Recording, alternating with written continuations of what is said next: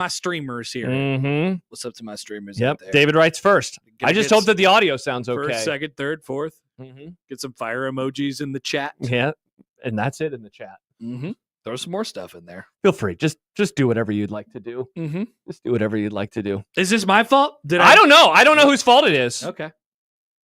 Yeah, Hodson says, "Oh no, disaster." I just want to make sure that it sounds okay because people are saying that it didn't sound very good, so that's not good. Yeah, I just like it to sound good. Yeah, that's the goal here.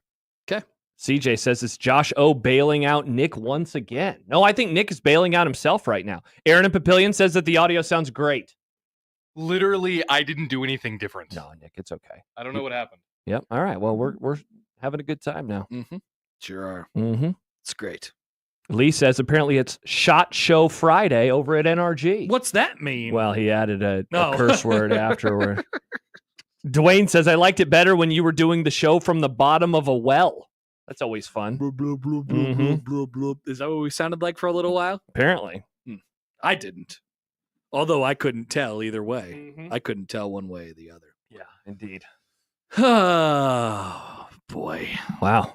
Show's gotten off to an inauspicious start. Oh, yeah, really. You never like it when your heart rate's going like this, do you? The No. start of a show? Nope. Nick, do you like it when your heart races? I'm honestly used to it. Okay. It's a natural state most of the time. Interesting. Charles That says, I makes missed the sense. Fever Dream audio. Aaron says it was like you were talking through a pipe. David says phone issues yesterday, audio today, Chinese hackers, SMH. Perhaps that's what's going on. So we got to straighten this out, I guess. Okay. We got to figure out.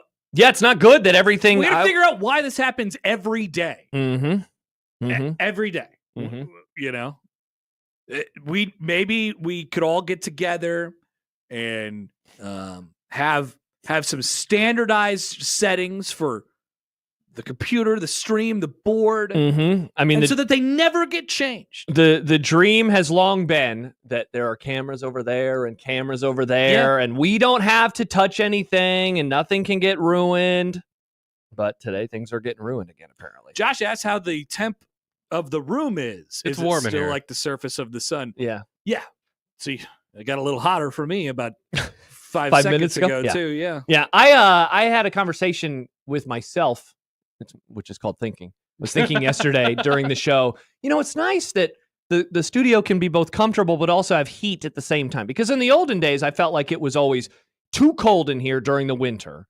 But if we turned on the heat, then it would get too warm. And now it's too warm. So I don't really know what's going on. It'll go through waves. Like it's this constant kind of roller coaster throughout the next 4 hours that you'll experience. Yeah, definitely. It'll be extremely hot for about 9 minutes at a time, and then just gradually go down and down and down. And then at the point you almost get to the point where it's actually cool again, and you're like comfortable, and then it just blasts off again. Yeah, like a rocket. It definitely feels a little warm in here. Yep. So I imagine it will be a little warm in here. That's how it'll play. Yep. Look at the Jays, 17-13. Dude, especially given what happened in the first set where they were not trailing until it was 25-24, and then to lose like they did, you're just wondering, oh my gosh, how are they going to respond? And they've responded very, very well. Yeah, Josh said the same thing, and I was like, I don't really have any concerns about their response. Really? Yeah, I don't know. This team is built for that. Well, I mean, the thing that I wondered about too was just given the amount of success that they have had as they go up 18-13, they have, how many sets did they lose in the regular season? It was 3, right? In conference. In conference, I believe they lost 3 sets the whole year. Oh, They've won. I don't think it was that many, Josh. Are you sure? I wrote that stat down. I think it was 1. Okay. Well, now I got to look this up because I feel like I read that stat to KBB. So am I an idiot? Let's see. I mean, they lost 1 to Marquette, and the first time they played Marquette, I don't think they lost another set. No, they lost to Marquette the second time, and then they lost it to DePaul. Thank you. Shout out to they my lost a set to DePaul? Yep. Yeah. I remember that. On November the 22nd. We were getting ready to go to Vegas. Oh, you would have been doing Jays Live for the Nebraska takedown of the Jays. So when that happened, remember that night? So anyway, I just wondered how do you respond when you have only lost 3 sets, in conference play, when you sweep, the first and second round matchups. They've responded very, very well. They've responded very well. Yeah. Like Nick has responded very well with the YouTube stream. Thank you. He's done a great job. Shout out to Nick Grimm. Excellent job, Nick. Yep. Now we don't know what happened. Great job, Nick. Don't know what happened the first time. No clue. Yep. And that's the problematic part about all of this. Mhm. And then you get your, you go into this thing where you try to figure out what happened, but you can't. Can't, because the settings are literally the exact same. They are at this exact moment as they were 20 minutes ago. Awesome. It's too bad. We were going to have such a fun conversation about Mike Schaefer and what time he'll arrive and, when will that be? And we can still do that. Yeah, so Schaef is on his way. He'll be here. Mike Schaefer is filling in today, which is very nice of him. When he called... He did something that Connor Happer would never do. Oh, interesting. That's a nice tease for when he arrives. Mm-hmm. So when he called me about an hour ago. And I don't know about you. I guess you never have fill-ins, so you don't even know what it's like to get a call from a fill-in to say, hey, that's right. X, Y, or Z is happening. Well, not here. That's true. So when I get a call from a fill-in an hour from showtime, I think, oh, he won't be able to make it to Omaha today. I honestly thought he was going to say, dude, I'm worried about the weather. I'm just going to stay home. Is that going to be okay? But it wasn't that. It was actually something else entirely. Schaefer's not that big of a weather worrier. Yeah, I disagree with that. Really? There was a time where he filled in and he left the show at like 5 because the snow was so bad. But he called me. I called him after the show, and he, I think, was at like 60th and the interstate. I mean, he had barely moved over the course of an hour. Tough. So I was wondering, hey, what's going on with him? But no, he'll be here at some point in time. We were setting an over under. I said 206. He said that's too low. You said it's probably gonna be 210. And so we're keeping an eye on the clock. And we were trying on the door. We were trying to figure out exactly when he could have left his house. And so, are we not saying why? Are we not? I mean, I would assume that he'll talk about it. I guess we could. Okay. Yeah, So I'm always wary about. He lost his wallet. Okay, there you go. he couldn't find his wallet. I don't know that he lost his wallet. I would never lose my wallet, as I have it guaranteed on the board. I will never lose my wallet ever. Oh wow, you do have that on the board, yes. And still to this day, it holds true. Mm-hmm. I will never and have never lost my wallet. But I have been in a situation like Schaefer where I put it somewhere in my house and I couldn't find it. I would say that that's probably more of what happened to him rather than losing his wallet. Yeah. So he called you at 1:00. You're off the phone with him by 1:04. And let's just say he's out the door at the very latest by 1:10. Mm-hmm. He's got a hard hour. If he lived in Waverly, if he lived even downtown where he has easy access to the interstate, he could probably make it in 52 minutes. He doesn't live at a good part of town. He lives in a horrendous part of town. In fact, he can't even take the interstate all the way. He's got to go like through Eagle, dude, and get off at the 420. It's nuts. And then hop over here. It's just a lot. It's a hard hour for Mike J. Schaefer, who lives in Northwest Kansas City. Yeah. So it's at the very least, it's going to be another 5 minutes before he gets here. At the very, very least. Yeah. Yeah. So we have to just flounder. We just have to floppity. We're floundering in a variety of ways. I feel very flustered right now. Yeah. I don't get flustered very often. You don't. It's wild. Very flustered. The look on your face. I'm so angry, and I'm trying to find ways to not show that I'm angry right now, but it's not working. Don't put it on the internet that you're angry. No, it has been put on the internet that Connor Happer is very angry. Yeah, I said it. Yeah. That's why. Yeah, exactly. I am angry. Yeah. I never see you flustered. I never see you worried. It's a wild picture when Connor Happer has a look on his face of concern. Yeah.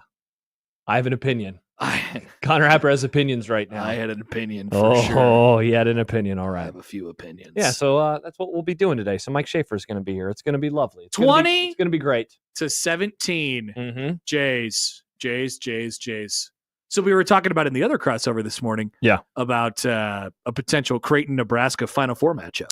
My wife and I were talking about that before I left. Wife! Yeah, we're very excited for the potential of it. How fun would that be? We're taking the show on the road to Louisville, right? Are we? You do love traveling. I do love traveling. Mm-hmm. When is would it be next weekend? The Final Four? Yeah, I would assume so, right? Yeah, it'd be Friday, Sunday. That's what it was last year. Finished on an NFL Sunday. So Creighton's got a home basketball game with Villanova next Saturday. So it might be tough. You want to make the Friday one, though. Mm-hmm. Just That'll saying. Be fun. It would take over the entire state. Oh, my gosh. I just realized that means there's college football playoff and Final Four Mm-hmm. and then obviously NFL Sunday. That's right. And that's a nice weekend. National championship for this volleyball. is like a warm-up weekend. There's not a whole lot. I mean, we got some Army Navy. Mm-hmm. We got some Heisman. Yep. We got a bunch of college basketball. But no Saturday NFL yet. NFL Saturdays haven't started yet. No. I was thinking about that today, that this weekend is the first kind of preview of the weekends that are to come. As football winds down, as there some are other stuff starts mixing in. Yeah. I think I said this last week, but I got a little triggered when I saw a commercial and it was like coming up Saturday night on Fox, Big Ten basketball. And I was like, that's weird. Why would they, put that on instead of college football? And then I realized what was going on, that they don't have a college football game on Fox anymore. And then I got sad. I got sad about the current state that we are living in. You just really like Gus Johnson. No. Joel Klatt. That is the one. And the All-American girl, Jenny Taft. That's the one thing that I'm not going to miss. I'm not going to miss I like the Gus. I like the good Gus roundups. If you miss the Gus game, afterwards you could find a half of the Gus calls on Twitter because of the things that he's said that are out of pocket. Yeah. While he's been calling those games. I'm kind of annoyed that last week Jack! there was just so much news. Like by the time we logged on Monday, there was all sorts of news about Nebraska and their staff. I think portal. Tony White, the portal. John and I never even got a chance to make fun of his call. The weird intercepted. That play was just so strange. We never got a chance to do it somewhere, but that's good. Yeah. We never got it. Yeah. Here's something on our wall. 2 hot coffees. There you go. See? I had one big hot coffee this morning, and they asked me the breasts. They asked me, Connor, would you like an extra shot of espresso? And you said yes. You said, sir, I'm going to need that later. I said, hit me up like you would Sabrina Carpenter. Espresso. Nice. I accidentally got espresso once. Not even accidentally. I was fully aware of what I was doing, but and you didn't have a heart attack and died? I almost did. That's why I don't get espresso. I mean, I didn't almost die and have a heart attack, but it makes my heart pound at a faster pace. But I know you don't understand anxiety because you don't actually have it, but it's a real thing. Pepper has anxiety. Have you been listening to the last 20 minutes of the show, right Nick? Now. Yeah. No, just be calm. Just calm down. I have anxiety right now. So Nick, yes. Do you think you would have? Do you think your heart would have reacted the same if you didn't know you got a shot of espresso? Yes. See, that's what I wonder. That's what it's a thing that physically makes your heart beat faster. Yeah, but it's also a thing where you have already predetermined that it's going to have a negative effect on you because of your anxiety. Happer, like you watch Better Call Saul, right? Exactly. You knew exactly where I was going. Yeah. Have you watched Better Call Saul? I forget. The last episode I watched was when the house fire happened. Nick, check your coat jacket pocket. So perfect. That's the exact reference I was going. So you remember Chuck, the person who died in the house fire, how he was out on? Yes, that was like season 4. It's okay. Remember how he was? What was he allergic to? Electricity is what he said. And then what did Jimmy do? He put the phone in his pocket to prove he actually didn't have anxiety. It was all in his head. It was all in his head. So are you saying that in Nick's pocket is a shot of espresso? I'm not saying that. I'm wondering. Interesting. No. Are you sure? Yes. Check your pocket. I'm always happy because people talk about coffee and the effects it gives them. For me, it wakes me up, but my heart rate is actually very low. Either that or with my heart rate, Creighton, by the way, 1 point away from making it to the spoil. I know what is going to happen. By the way, it should be said, and so Creighton's going to win. Yeah. Spoiler alert from Rob Anderson. They're gonna take down Texas. Creighton was the better team by a significant margin in every set of this match. They lost one of the sets. Seriously. But I'm just. Oh, I thought that was going to be Mike Schaefer. I was going to say 211. I thought he was going to say that our mics were hot. Take that, Texas. Well, we are talking right now. Thank God. They are indeed on. Jace. All right, here we go. Look at that. Going to their second ever Elite Eight. The Connor Happer effect. They will play the winner of Penn State and Marquette on Sunday for a trip to their first ever Final Four. Yep. Wow. Yep. Trip to the Final Four. Can't tell you that I didn't see it coming. Yeah. Well, we have in predictions today later on. Where is it at? Oh, did John delete it? He deleted it. Sad. What? What did he delete? Well, I guess he already sent in his answer, so maybe I'll have him resend in that question. There was a question of like, will Nebraska, will Creighton, will both or neither make it to the Final Four? and it's not in predictions. My guess is because John has already sent in his answers for that segment because John will not be here today. Famously, Mike Schaefer is going to be here today at some point in time. So, wow. Not what now, a win. though. It's 2:12, though. Yeah. I mean, we're getting to the point where we're just going to have to take a break, and Schaef won't even get to participate in the crossover.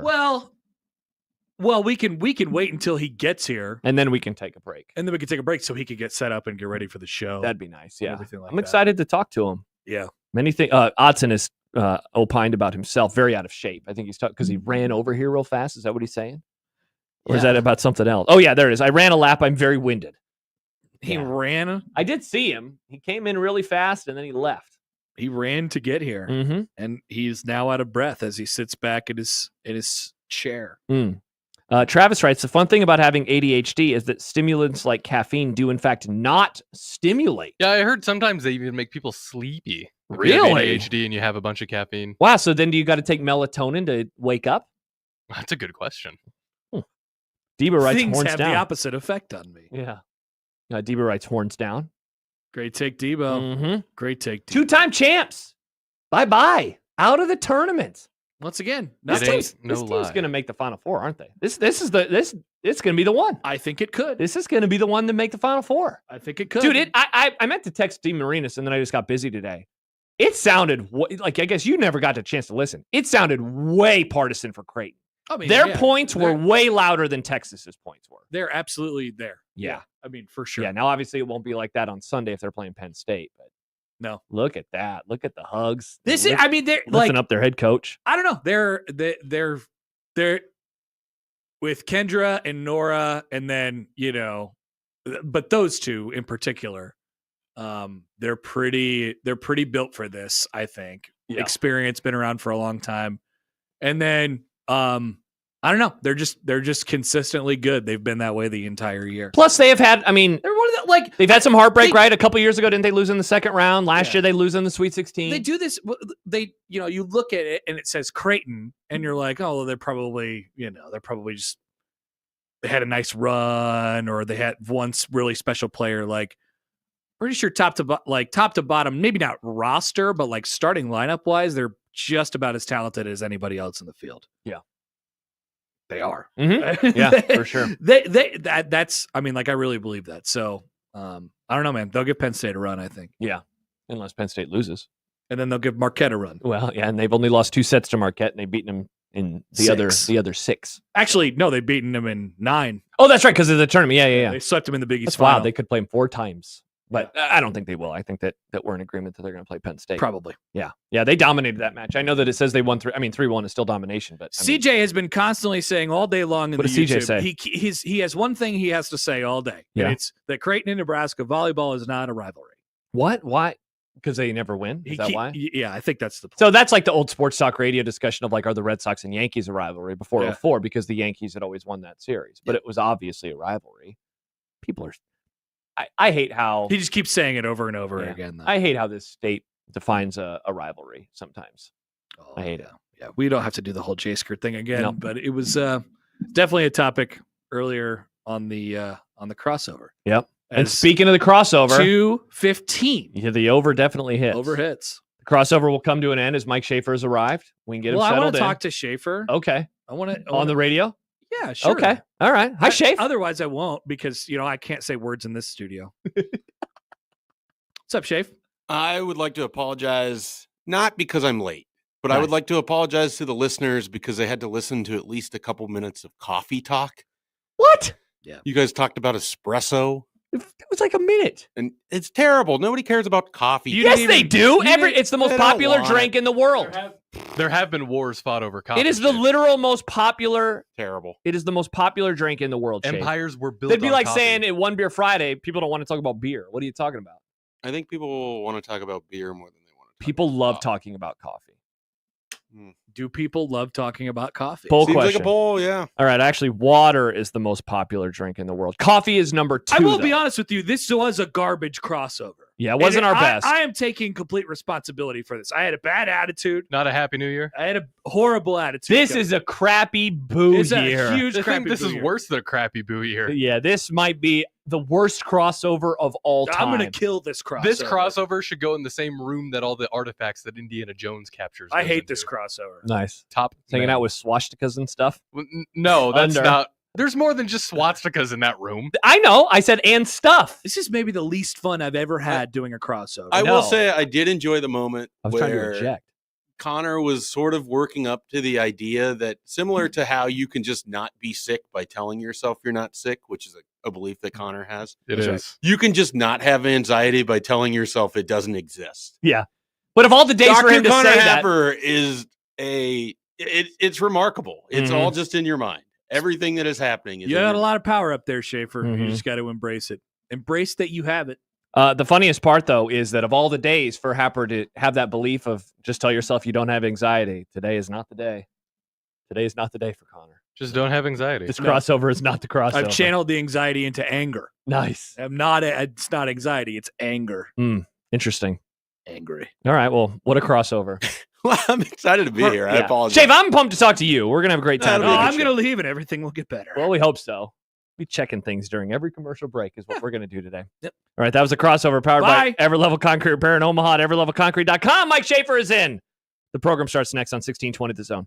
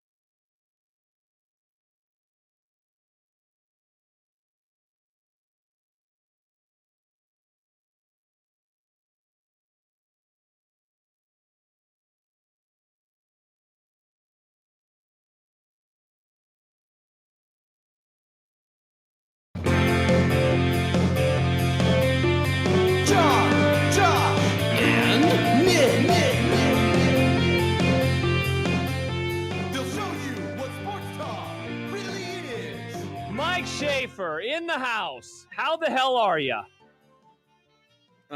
Good. At some point, I'll turn on my StreamYard and get into all of that. We're not worried. As per usual, I will push off on that for as long as possible. 1620 the Zone.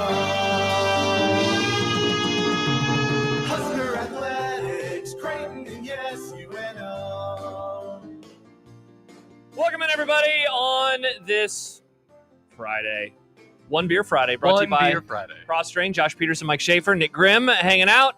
John on his way to Tuscaloosa, Alabama for another regular season matchup for the Creighton Blue Jays. You think John is going to go to a Denny's in Tuscaloosa or a Waffle House? Denny's. He suddenly has become Denny-pilled. He's pretty Denny's pilled. Yeah, we don't understand why. Schaef, Denny's takes?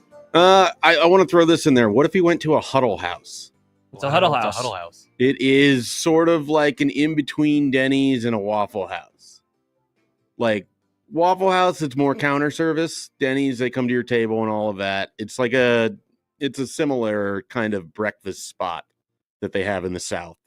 When I used to drive around the country writing railroad newsletters, I would eat at Huddle Houses. I always forget that you were writing railroad newsletters. Yeah, and not everyone comes from fantastic beginnings in there. Hey, that is a career. Fantastic beginning. No, I'm think just that's saying. cool.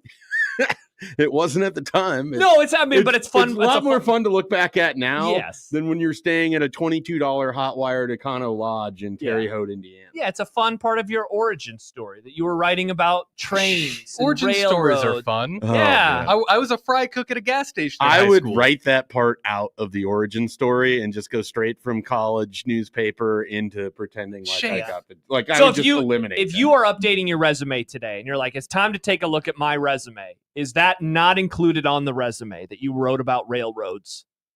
Do you I delete think it that would off have of to the stay resume? included, if only to explain the gap in employment between February of 2011 through February of 2012. When did you start doing October this? of 2011. Is that what it was? Yeah. Yeah. But I mean, you know- granted, I quit by August, so there was like a 2.5 month period where I was basically just freelancing. Do you think at that anybody point. would care about that now, though? I mean, it's 2024. Like, No, would they really because care about a year What I gap? would do is I would have just put Huskers Illustrated March 2011 freelance through October 2011 and then start 24/7. Nobody would know. So I could probably just eliminate it from my history altogether. But it's part of what made you who you are. It's part of the Schaef path. Yeah. Without that, you wouldn't be here talking to me, See, I don't know if that's stories true. off of your computer. Yelling at us about coffee. Yeah, exactly. Yeah. You wouldn't be doing that. Yeah, see, I didn't need coffee when I had to drive 12 hours because the company was too cheap to pay to fly anyone. I know there's probably some NewsLink alumni listening to this show, and they probably appreciated that comment. Yeah?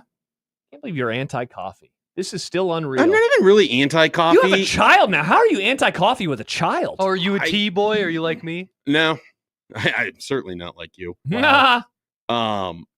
Yeah, I mean, I never developed a taste for it. There was a couple times when I worked at a Sherwin-Williams that I needed like a perk for the early opening of the store, and the coffee just did nothing for me. Never developed a taste for it. I don't mind coffee flavored items. Oh, interesting. But I don't, outside of like drinking a Starbucks Frappuccino, or if I get roped into like a pumpkin spice latte where You'll it's have one of very those? clearly not coffee, like it's clearly something else flavor wise. Yeah.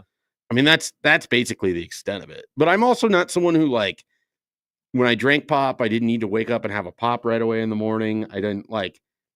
I think this is my version of the Connor Happer. You don't Anxiety. Yeah.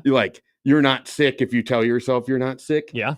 I think people tell themselves they need the coffee significantly more than they physically need the Interesting. coffee. That's so They funny. create the dependency in their little brains. Interesting. And then it's, I can't function without coffee.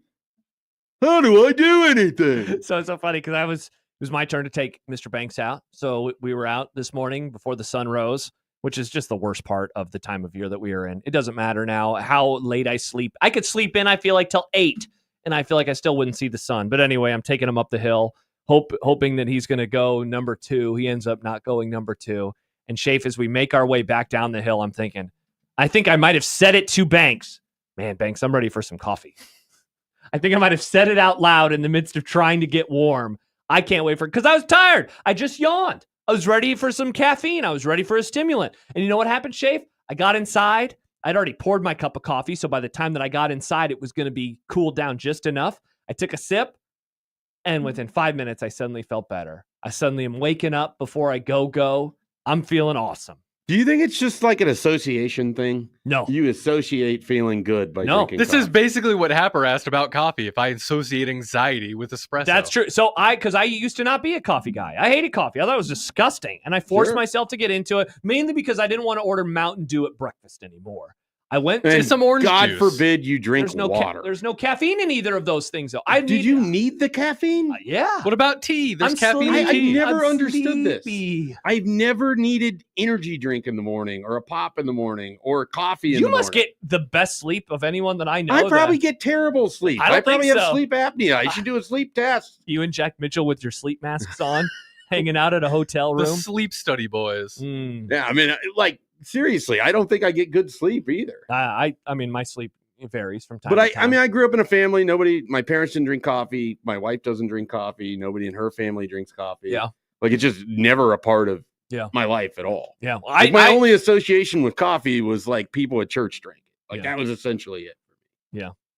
And then it kind of just like pervaded its way into culture and then it was everywhere. Yeah, again, second The most popular drink, Starbucksification. but behind just water. By the way, the list is water, then coffee. So this is Water vastly superior I mean, to coffee.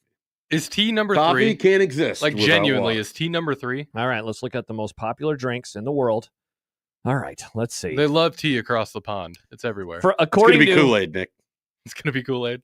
all right, so water is. Particularly during football season. I'm trying. I just want to Kool-Aid like is just sugar water. see like this website is stupid. I just want because one of them is milk drink. That doesn't make sense. Milk drink is not a drink. It's called milk. Nobody calls it milk drink. Well, they might call Unless- it milk drink if they drink oat milk or Yeah. different kinds of Almond milk. milk, oat And milk, so they're lumping it all together as a form of regular drink. milk. That feels So like a cheating, soft though. drink encompasses all of carbonated beverages. A milk drink encompasses all of milk. Okay. So milk that makes style sense. beverage. So according to Statista, Statista. bottled water, and we're okay, I think just saying water, Bottle is the most common beverage that U.S. adults say they consume regularly. Bottled water, number 1. Coffee is number 2. Soft drinks, hey, there's a bottle of water. Soft drinks, number 3. Juice is number 4. Oh wow. I didn't realize adults drink juice that much. I don't have juice very I often. like orange juice Oh, yeah. sometimes. I don't. I'm in on orange juice. I don't buy it very often. Yeah. I don't eat I a have lot Sunny of. D a couple times a year at Tea a is- family event. Tea is 5, by the way. Sunny D's not juice. Sunny D is waste, nuclear waste. Nuclear Look at the ingredients waste. of Sunny D. There is not a single natural. Is there ingredient in Sunny nuclear D. waste in there? Probably. Would you be surprised to learn that there's actually less sugar in Sunny D than there is in just straight orange juice? Yeah, but straight orange juice is natural sugar, which is fine for you. That's where I'm people just get hung saying. up on. Just pointing it out. Energy Sunny drinks. D has plenty of calcium in it there you and go. also other vitamins that you don't need as much. Energy drinks But number they 6. tout them. Beer number 7, and then wine number 8. And that Where's is the Tang? list. Is Tang like There- 15? I'm guessing that would be a part of the All juice. astronauts votes for Tang. I'm guessing if you say that Sunny D is juice, then I think Tang. I counts don't know into that Sunny juice. D would be juice. It would not be. Juice. I don't know what it would be exactly. Weird effed up science experiment concoction. It's a concoction. That's what Sunny D I'm is. fascinated. Nick is very anti Sunny D. Because I used to love Sunny D, and then I read the ingredients, and there's not a single actual ingredient in there that wasn't just manufactured. Was it like, hey, I want to see what's in this? Or did you go through like one of those things where people watch a Netflix documentary and then decide they can't eat a certain food No, or have a certain vitamin or have red whatever in their food this is going to ever be again? extremely on brand. A lot of that red stuff is not good for you, by the way. VOB? VOB, very VOB on brand. for Does me. Nick know about VOB? I don't know. I saw it on Reddit. Somebody brought it up on Reddit, and then I got curious, so then I did my own research. Oh, Classic. you and Aaron Rodgers doing your own research. I'm basically Aaron Rodgers. That's right. I could believe that.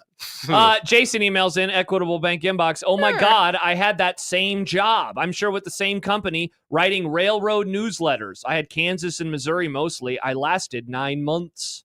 Longer than I did. There you go. So there are dozens I of also you. had I had Topeka in Yeah. Wichita, Yeah. Nashville, the Northern Lights, which took me up into Fargo and Jamestown and Bismarck and Mandan and Minneapolis and Duluth. I was down in Huntsville, Alabama, Decatur. I was in Kentucky. Yeah, Nice. great times. It's part of your origin story, and I'm happy it's there. Time to get to erasing it from the origin story. To the lineup powered by the rooferys of John Higgins Weather Guard. I just realized, Nick, I forgot to make the graphics. So tough look for me. That's an L for me because John does make it every single day. But as you can hear, Mike Schaefer is hanging out with us. You can't see him. You'll see him at some point in time. He's going to join the StreamYard, we promise. But Mike Schaefer will be here until 6 o'clock. And we have a variety of things to get to, including Allan Bell will join us in about 10 to 15 Allan minutes. Bell. Looking forward to talking about the NFL with him. If Mike and I are together for more than 5 minutes, we usually talk about the NFL, and we are nearing the end of the regular season. And Mike Schaefer's Vikings are good. He has a hoodie on today. I was thinking about it as you walked in. I don't remember the last. Did I send it to you? Did I send you the link? I don't remember the last time that that you came in wearing a Vikings hoodie. And I was like, wow, nice. You're ready to go. Kind I of feel colder like weather out today. it is chilly. I wanted to look like a big grimace in case anyone saw me, Yeah. out and about here. in Oh, Omaha, Mets fan. so. I'm pumped for you. Yeah, I'm fired up wearing this. I'm fired up about the Juan Soto signing. Mm-hmm. No, it's clearly if you can't peacock right now as a Vikings fan, you never really get an opportunity. Yeah, seriously. So. Not only are they winning games, but they're also 11-2, which is one of the best records in the NFL. And it's really hard for people to square that in their little tiny fragile brains. Oh, interesting. Things are going to get spicy when we talk about the Vikings later on. We'll have a variety of Nebraska football-related topics that we can dive into. We'll see if anybody enters into the portal officially today. Anyone you want to break for us, Schaef, on the on 1620 The I got Zone? nothing. Nothing from Mike Schaefer. All right. Not even a little tease. Not even a little tease. No. Not even a little tease. All right. So we'll keep an eye on the portal and the portal goings on. Weirdly, there's, I guess, been kind of a debate about the Heisman Trophy, and this is not a show that usually talks about the Heisman Trophy, but we figure, why not have a tiny little debate about the Heisman Trophy Tiny today? baby debate. Though I think that Mike Schaefer and I are in agreement, so I feel like it will turn more into us scolding people about, not wanting Travis Hunter to win the Heisman. So, I don't know. We'll try not to scold too much, but we can do that at some point in I time don't want today. Travis Hunter to win the Heisman. There you go. Kent Walgamot will join us, which reminds me I got to send him the link as well. He will join us inside of the movie club. Mike Schaefer's pick was True Grit, the remake of the movie from the 60s or 50s. I didn't even look up when the first I one want to came say out. it was 69. Nice. Was the year that came out. Was it the same storyline? I've never seen the original. I watched it at the beginning of COVID, and I really don't remember a thing about it other than I hated it. Oh, It was pretty much the same. Yeah. okay. I worry that some of that might have been just me going in not liking John Wayne. And so I was like, I'm not going to like this movie. That's a fair take. I did find it boring as hell, though. But some of the movies from the olden times I find boring as hell. So don't really know Yep, what I I can was do right. with that. 1969. Nice. Nice. Good job, Mike The- Schaefer. Speaking of Tang, the moon landing, 1969. Nice. Again. So we'll talk about that. Also, John has picked a movie that is also on Paramount Plus. So we just continue to support Yay! the Mike Schaefer Company men. Subscribe today to Paramount Plus, and you can watch one of Taylor Sheridan myriad of shows. Not an ad. He has That's like just a suggestion. 800 shows, and they're all on Paramount Plus right now. Nick triggered John the other day because he says those shows are for middle-aged white men. They and are. Then John got upset. That's the target audience. It is the literal target audience. Yellowstone, all of those types Yeah, of probably. shows. I said Those my are dad. made for middle-aged white men. Mm-hmm. Exactly. It's not a knock. I'm not saying it's a bad thing. I'm trying to think of what content largely existing in legacy media doesn't largely target that group. What about The Wire? Do you think The Wire is targeted toward middle-aged white men? I think The Wire existed in an entirely different era of television. much Okay. different back then. But The Sopranos, yeah. That Yes. Well, what about Euphoria? That's not for old white men. Sure. Definitely And not. you No, I could think say there's that nudity on it, so maybe it is. I think it's mostly for Sydney Sweeney. Yeah. I think So, probably. Does she get Euphoria naked? scared me so much that I never watched a single episode. I never have seen it. I've seen a I few heard, episodes, like, and it gets intense. people recommended it to me and they're like, you're never going to believe this. And then they kind of talked about it a little bit. And I was like, this doesn't seem like it. Yeah. Yeah. So, I'm out. So we will not talk about Euphoria on the show today. I'm worried, Schaef. I was thinking, normally at this time, when you come and hang out, we do our top 10 TV shows. And I was like, I don't even know if I have like 5 TV shows. Yeah, from I don't this feel year. like you've been watching anything. I haven't. I've been Every so time busy. I'm like, hey, I've watched this, and you're like, I don't do anything. I've been watching a lot of That's reruns. not what I say. I say I'm doing too many things. I told my therapist that yesterday. I said, I think I need to dial back the things that I'm doing. And she said, I think so too. Yeah, you're doing a lot. I do a lot of You're a things. busy boy. Yeah. So I think I'm going to dial back some of the things I'm doing. That's my New Year's resolution for 2025. Don't do as many things. Well, be careful because that was my resolution at the beginning of 2020, and then I was forced to not do too many things. Nice. So we'll see what happens there. Well, you at least committed to it and stuck with it. Yeah, that's true. It's true. Though you did Yeah. have to wear a mask, so that was an extra thing that you hadn't been doing. That's fair. We'll talk about the college football playoff today. Could this year's CFP be the changing of the guard in the sport of college football? I will explain my reasoning in the happy hour later on today. Ooh. Speaking of the happy hour, it's a One Beer Friday brought to you by Cross Train Brewing. Get in what you are drinking. They dropped us off a fresh pallet of brews yesterday, so we have many Thank beers. Goodness. Yeah. Because I did not bring any beer with me. Good. It wasn't your job. You're not supposed to. Yep, well, I don't. exactly. I never know how these We're the things work. hosts. Yeah. We're hosting you. Yeah, we're hosting you. We have many beers in the fridge, so you'll be able to have one of those. But if you let us know what you are drinking with the hashtag One Beer Friday, you could win a gift card because they also dropped us off multiple gift cards. They did. $25. What a great gift. It could be for you. You could maybe give it to somebody for Christmas. It could be a stocking stuffer. So look at that. You could end up being the belle of the ball. I feel like it's too, for sure, stuff your stocking with it, but there should be a size limit to stocking stuffer, right? You think a $25 Because a gift gift card's card- too much? Like a size minimum? No, I think you don't have to stuff a gift card because it's small enough. It just fits right in all perfect. Wait, so you want it to be bigger? I- So you want Cross Train to have bigger gift cards for stockings? I'm saying if Are something- you worried that the gift card just falls into the foot part of the stocking and then could get forgotten about No, entirely? like the unless Clark it is Griswold dumped? gift that he had to find. He's Yeah. like, oh, Mother's Day 82. It's not a worry thing that is really funny Is though. this the anxiety? No, it's not an anxiety thing either. I just feel like if something is going to get stuffed into something else, it needs to be big enough to be stuffed, but you don't have to stuff a gift card anywhere. It just goes in. All right, so you can slide this gift card into Stocking slider. Stocking slider, as everybody knows what those are. So you can do that. Again, $25 to Cross Train. Just let us know what you were drinking with the hashtag One Beer Friday. 402-951-1620, of course, is the phone number.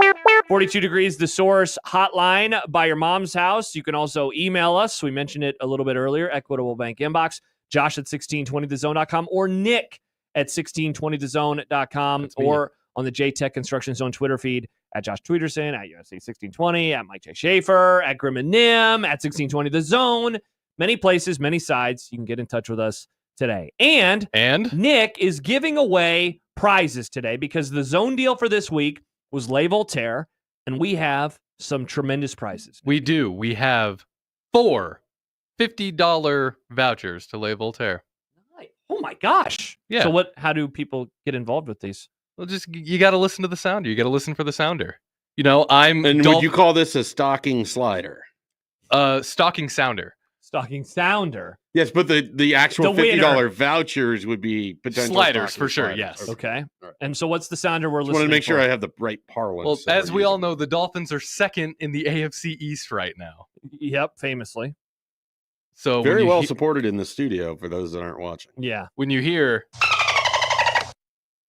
be caller 4. Be caller number 4. Yep, all throughout the day. We got Okay. You want to 4 play of that these. drop one more time just so people know what to listen for? Listen for this. All right. So that Be is caller the, 4. That is the sounder. Caller number 4, and you can win $50 to Le Voltaire. And again, look at all these great gifts that you can give to people. No matter what you do, you can wrap them, you can put them in a stocking, you can just throw it at them, or you could use it yourself. You can make it rain. Yeah, there's many things that you can do with these gifts, so it's going to be absolutely fantastic. We're not going to talk a whole lot about the 49ers-Rams game today, though I did enjoy your graphic, Thank you. Nick. It reminded me again that I'm not a big fan of rain games in the NFL. I'm guessing that you are the same way. Snow games, awesome. Rain games, not so much. Last night sucked. That was a bad game. I didn't really get to watch any Oh, of it. okay. So I really couldn't speak to it. It's one of those where you're part of this. You're part of the 33 pool. I was able to get that out shortly before that game started. I was walking Banks, and I was like, you know what? I don't think Schaef has sent out the 33, and yours aren't as when your wife does it, it's very organized, very nice. Yours is just like, here's your Well, team. normally I'm sending her the master list, like a randomizer. randomizer website that I use that has it all just lined up. So I hit that 5 times, and then whatever it spits out, I send on to her. Yeah. Then she's thrown in the spreadsheet, and that's getting sent out. Yeah. our life has been chaos for the last few weeks. And so we have been very, very fortunate that we remember at the last second that I'm able to get this list out. And so I sent it out last night, and I think I sent it out at 7:19. Game starts at what, 7:20? I mean, it's pretty much right at that time. Yeah. I look and it's like I have the Rams. You did? I'm at dinner with one of my friends who's also in this, and he has the 49ers. And we're at dinner, we're enjoying a nice dinner. You know, we finally like kind of look at the score, and it's 3-0, 9 minutes into the second quarter. We have no context, and we both just kind of look at each other and like, oh, nobody else hits 33. Yeah. So whereas when I got the email I think last we're night, at $800 now. it's grown by the week. Yeah. So if you and you've heard Happer and I, if you've been a long time listener, you've heard Happer and I mention this wins pool. Happer has or never not wins won. pool, You have hit multiple times. Yeah. We have. It seems the people that have won in this thing have won multiple times, whereas most people have never won one. So both Riss and I bought in. So whenever we win, it's just, we're rooting for two teams every single week. Yeah. So I have the Broncos, and they're playing. Who are the Broncos playing this weekend? Colts. And she has, where is her team at? It was another good team. Oh, the Lions. I was like, let's go. Let's go. So, yeah, that thing is, it's grown and grown and grown and grown. Yeah, we're talking about a pretty good sized pot here. Yeah. Now we're getting to the end of the season.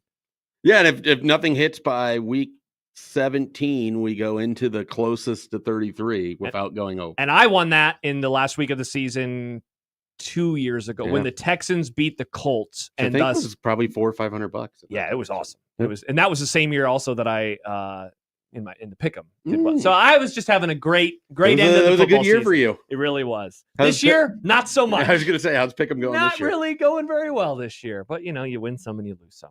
All right, so those are all the ways that you can get in touch with us. If you would like to chime in, you can do so at 402-951-1620. You can text us at that number as well. Oh my gosh, there's so many texts. I just realized I had not opened it up in a little bit. John writes, did Schaef swallow a nail? What in the world does that mean? Schaef, are you okay? You didn't swallow any nails, did you? Did you wash it down with milk drink? Is that about, I think I that was at 2:00. It was about because we hadn't said what you had done yet. It was the wallet. It was the wallet. I just realized. That made it on air. Yeah. Happer mentioned it. That wasn't a great 20 minutes. Yeah. I had to call I ended last night at a bar. This is actually my favorite part of my day. Yeah. I have to call this bar, which thankfully they're degenerate enough that they open at like 10 in the morning. Mm-hmm. And they're open all the way through until close. And I call them and I'm like, hey, did anyone leave a wallet last night? And a woman that sounds kind of like either Patty or Selma from The Simpsons with just that has smoked for 50 years voice retorts, no wallet, but there's keys to a Chevrolet and a woman's shoe that I don't think is yours.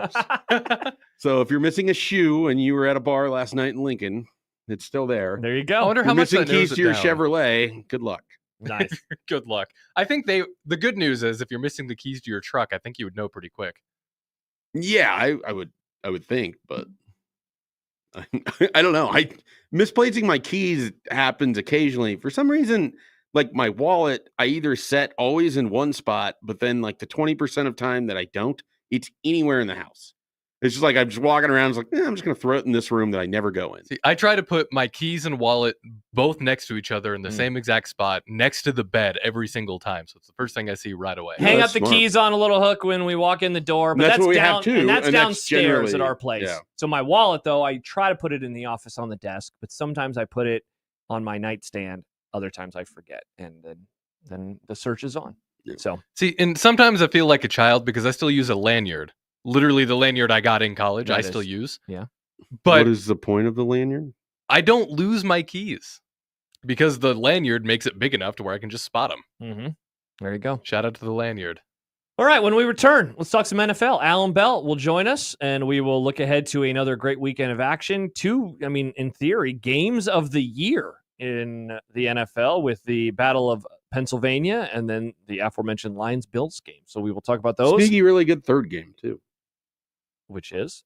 Packers, Seahawks. Oh, yeah. On Sunday night. It's huge game for the NFC West. Yeah. And don't look now, but if Green Bay starts losing some games, uh-oh, you're out. Oh, that'd be pretty funny for you. Oh, I would love that. I think you'd enjoy that very much, Mike Schaefer. He is Mike Schaefer of Husker 24/7 Sports. I'm Josh Peterson of 1620 The Zone. He's Nick Grimm of 1620 The Zone. Allan Bell next year on 1620 The Zone.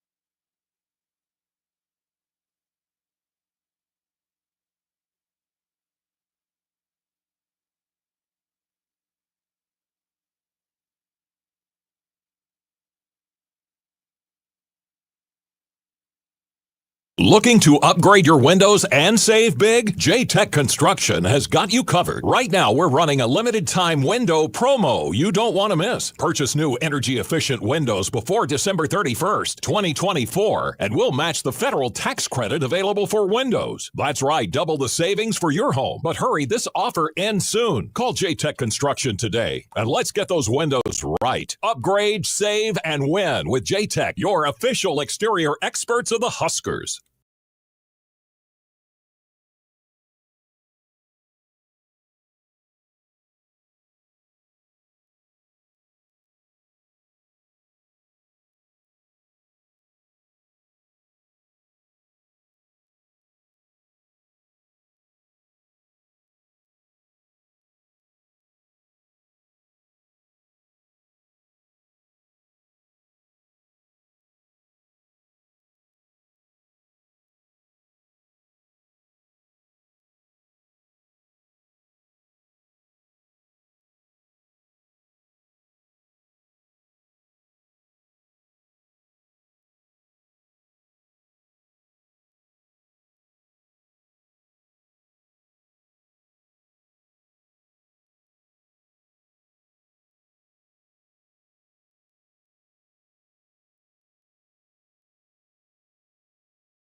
Step into Dundee Candle, where your creativity lights up the room. Our small family-owned shop offers a unique experience like no other. Imagine crafting your own candles, selecting from a wide array of delightful scents, and adding your personal touch. Whether you're looking for a fun activity with friends, a unique date idea, or a special gift, our cozy, welcoming space is perfect for creating something truly special. Visit Dundee Candle on 50th and Underwood or DundeeCandleCo.com. Let your imagination shine bright.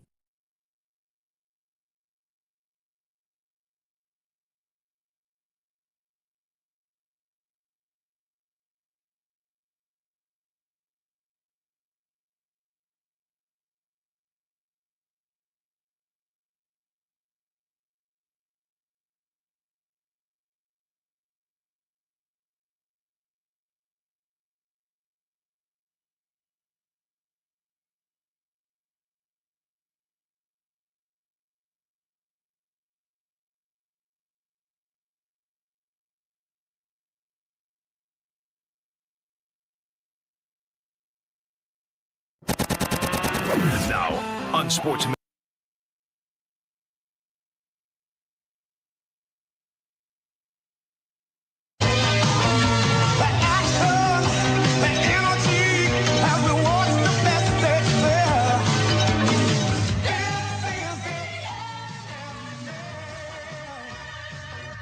Let's talk about Week 15 in the National Football League with our good friend Allan Bell from the AB3 as well as drivingtheline.com.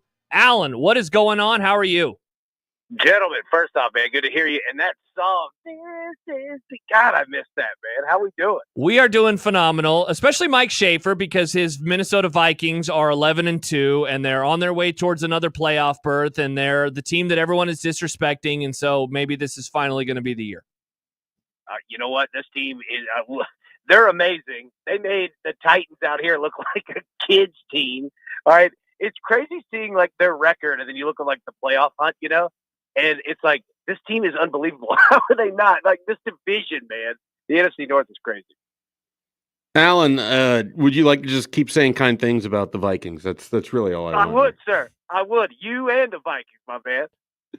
So I want to ask, because like when you get into this time of year, when you're looking at gambling, are you just largely focused? Are you just hitting week by week? Or are you starting to look at if there's potential division winner bets out there? Would you look at anything like the Rams to maybe overtake the Seahawks coming off of last night's win? Like, how do you kind of start parsing through, get closer to the playoffs? Do you start going just heavy week to week and then ignore some of the future stuff, or what are you doing there?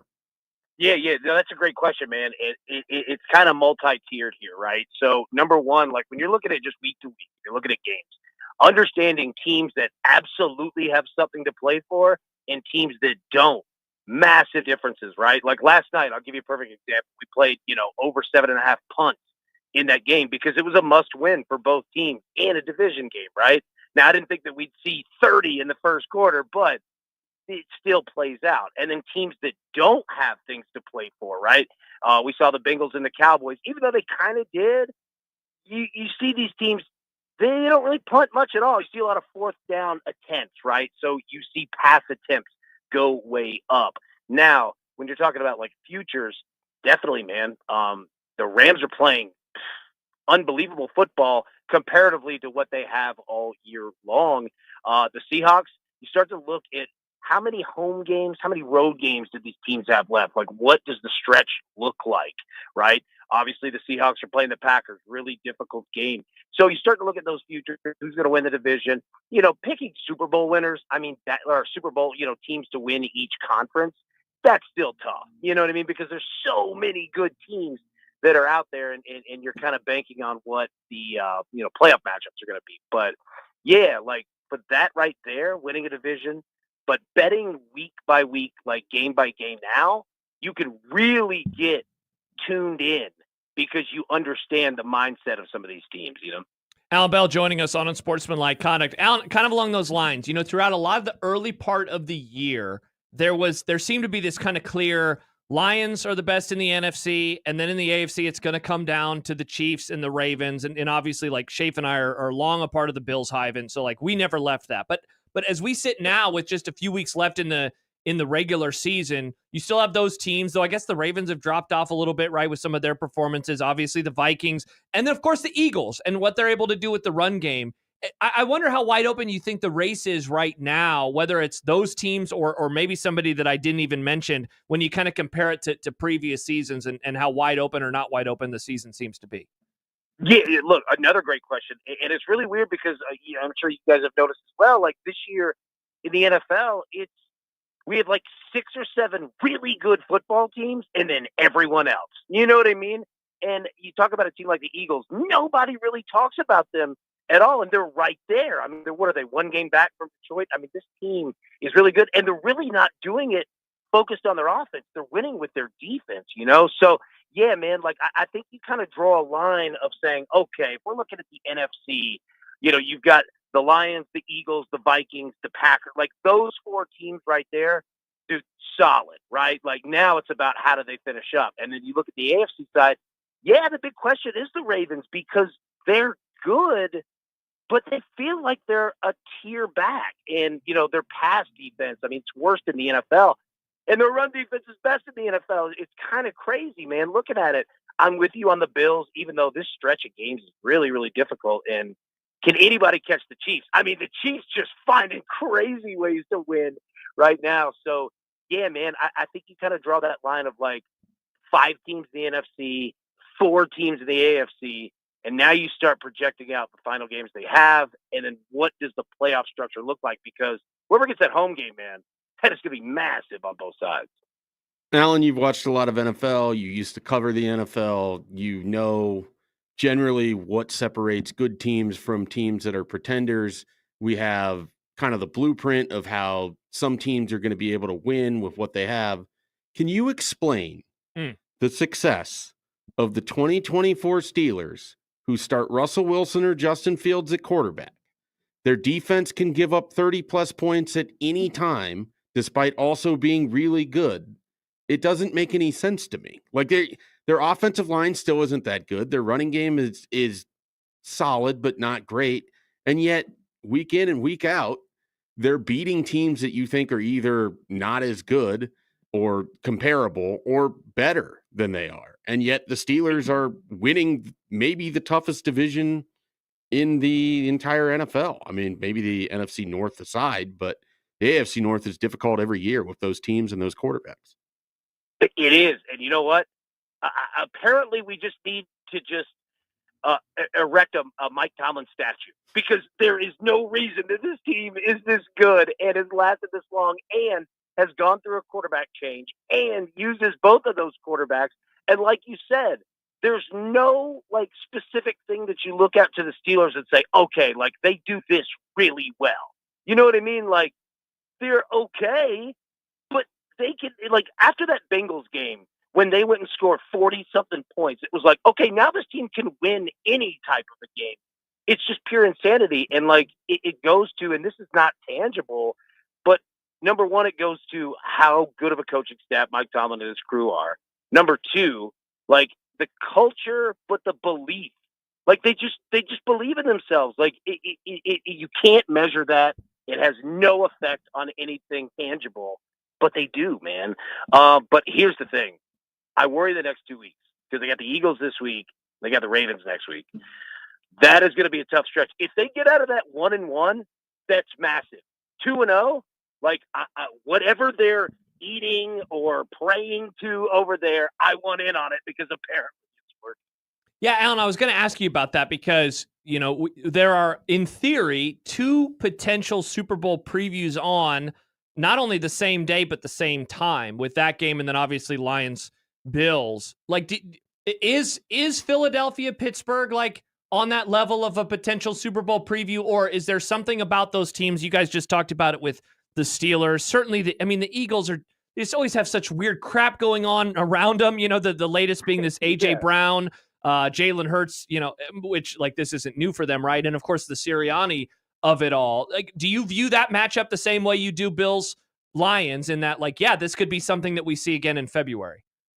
You know, the weird thing, and I probably speak for everybody, like, I don't, but we should. You know what I mean? Like, and that goes to the Steelers of, like, every week, like, we kind of question, like, okay, this is the week. Like, they're going to come back down to earth, and then they just do something that they haven't done all year and find another way to win. So, yeah, I mean, like, looking at the numbers, absolutely it should be something. Now, does that happen? I don't think that I would bet on it, but a lot of people have lost money betting against Mike Tomlin. You know what I mean?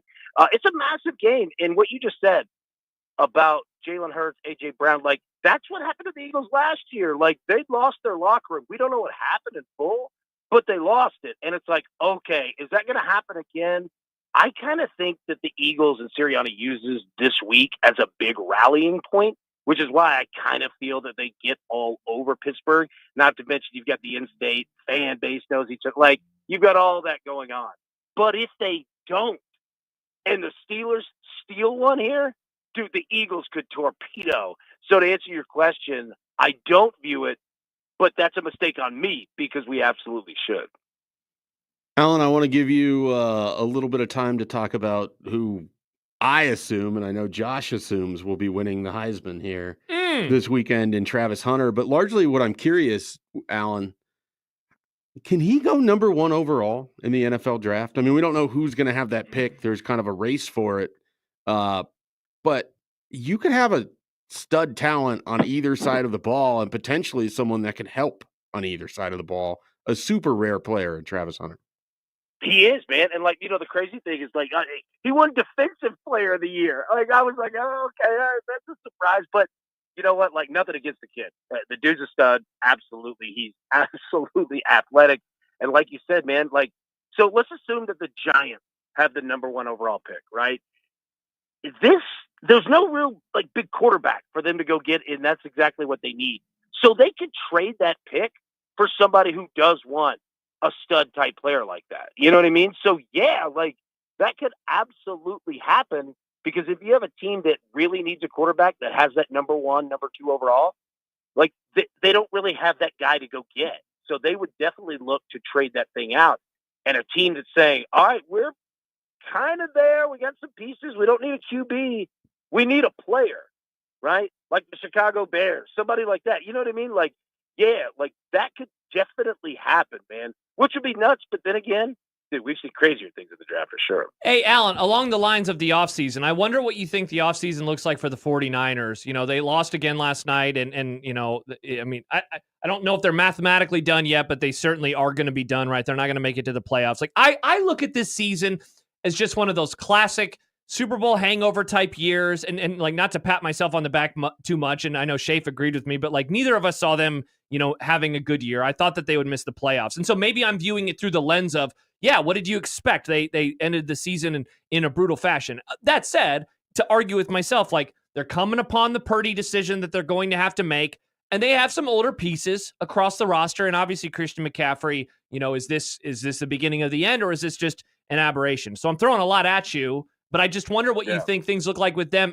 Not to mention, there does seem to be like a frustration with that fan base and Kyle Shanahan and maybe getting over the hump.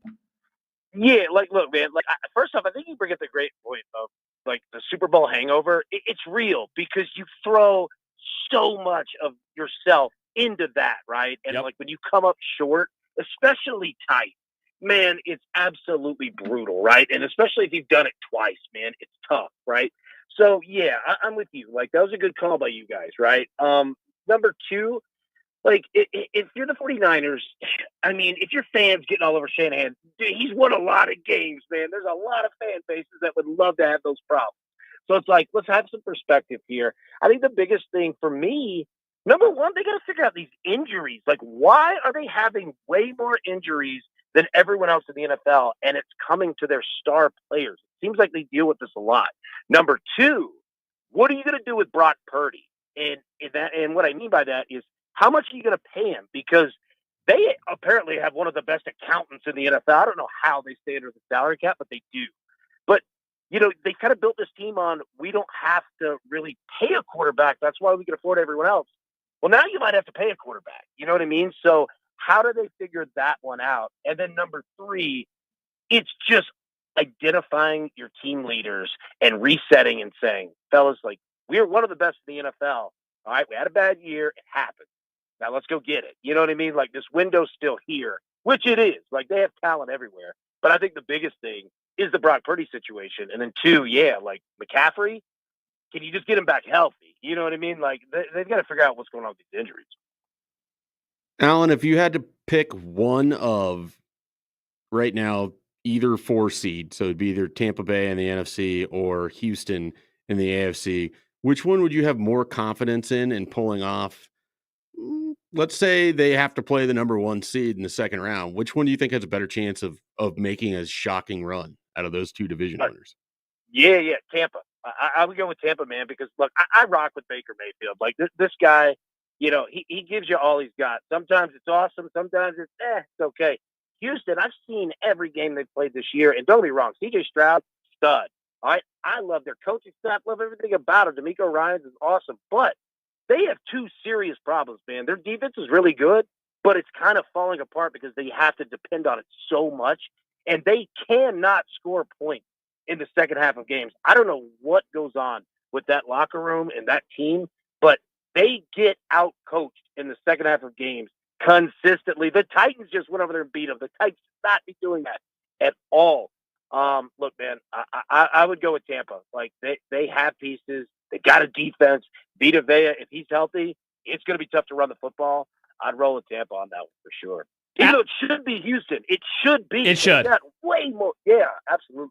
Yeah, what a perplexing season it has been in year 2 under C.J. Stroud. Allan Bell, the AB3, drivingtheline.com. He also joins the Connor Happer Show earlier in the week, each and every week, talking all thing gambling, football, etc. Allan, dude, thank you so much for joining us. Appreciate the time. We'll talk soon.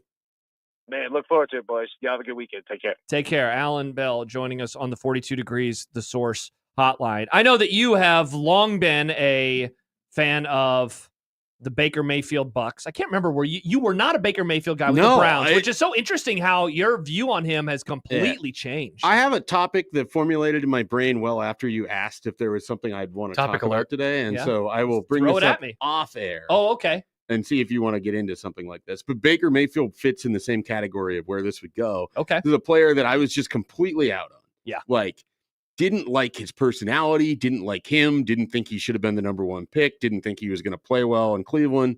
Thought he was a product of Kevin Stefanski, who does a really good job of building up quarterback statistics and efficiency and offense with how he calls plays, because I watched it happen with the Vikings and Cousins, and then wasn't surprised when it all came crashing down. That last year in Cleveland was horrible. And then last year, the Vikings start off the season against Tampa, and I'm watching Baker Mayfield. I'm like, this guy's different. There's something about him different. Yeah. And then you keep watching last year, and it's like they have Chris Godwin, they have Mike Evans, they have Cade Otton has developed into a really good tight end.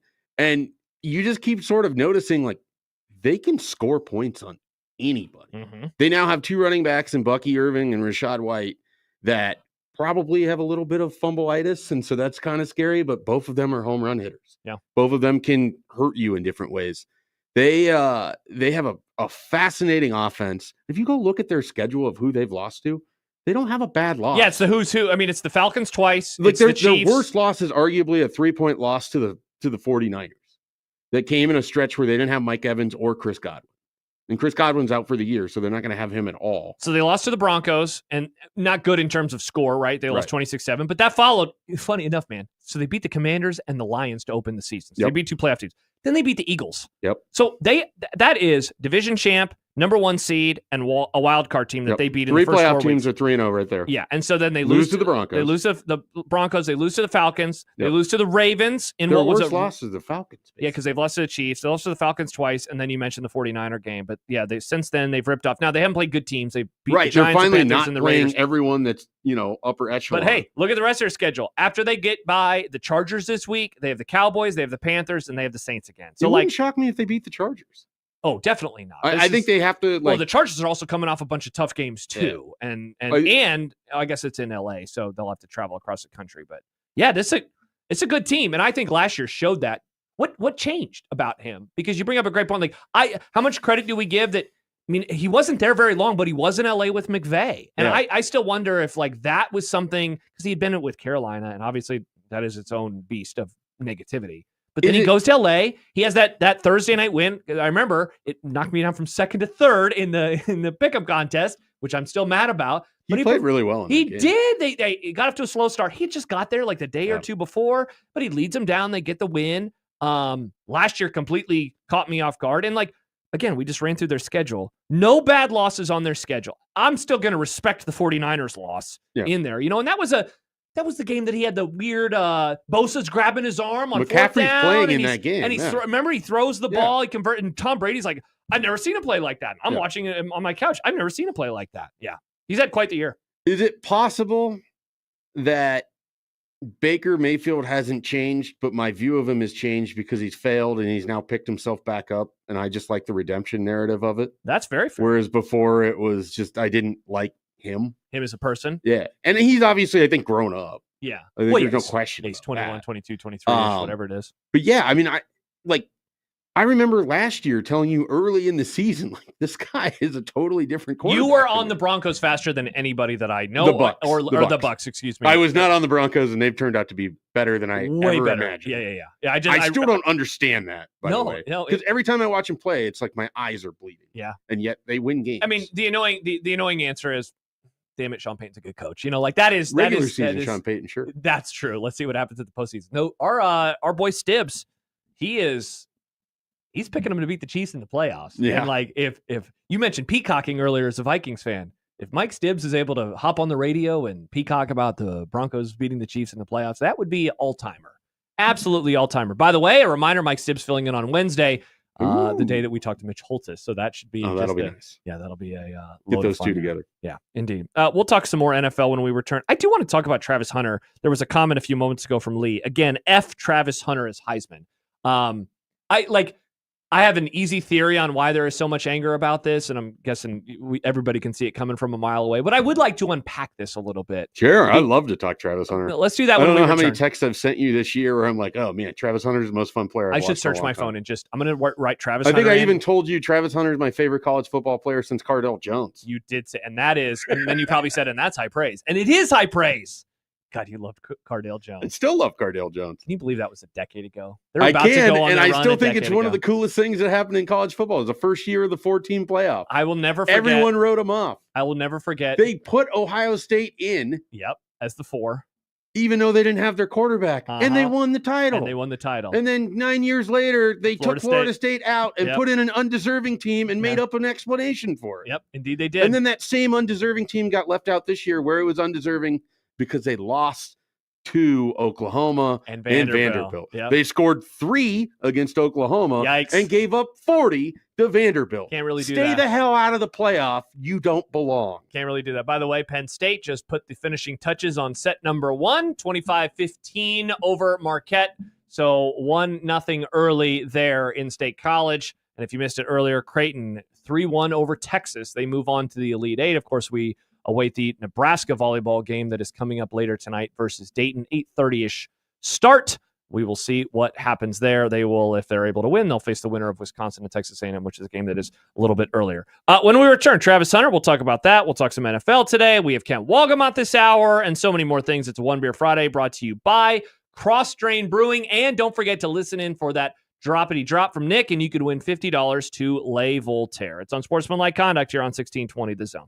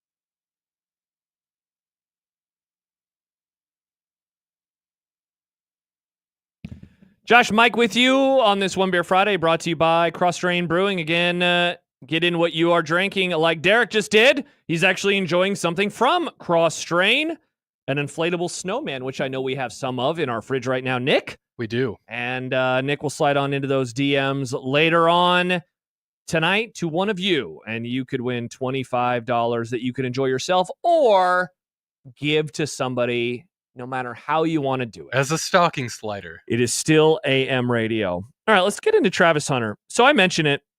I have a theory on, why someone like Lee, and I don't know if Lee is a Nebraska fan. I'm going to guess, given that Lee is listening to our show, most likely is a Nebraska fan. The statistics would say that Lee is probably a Nebraska fan.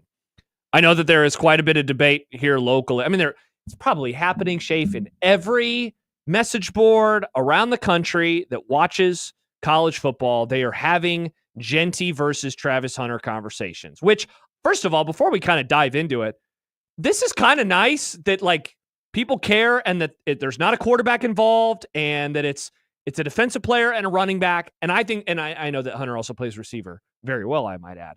I think that that's cool because normally at this time, I don't care, or I just wouldn't have an opinion on who is going to win the Heisman or should win the Heisman. It's fun to actually kind of have a strong take on this because I don't remember the last time I had one. I'll be honest. I don't remember the last time that I had an earnest Heisman conversation that wasn't, I don't really care about it this weekend. I'll find out the answer on Twitter, which I probably will for the record tomorrow night. But still, I can't remember the last time that I actually had a segment about it, which is what we are doing right now. And I'm guessing that you're in the same boat. Yeah, well, it's largely just sort of been an award given to the statistically prolific quarterback at a Southern school here recently. I mean, Southern California, I guess, fits in that mold as well. But for the most part, it's just been Lincoln Riley quarterbacks, Alabama quarterbacks, right? And that's kind of it. And that's kind of where we're at. Yeah. So, and then even before that, it was Alabama running backs, a Louisville quarterback, Johnny Manziel, and Robert Griffin.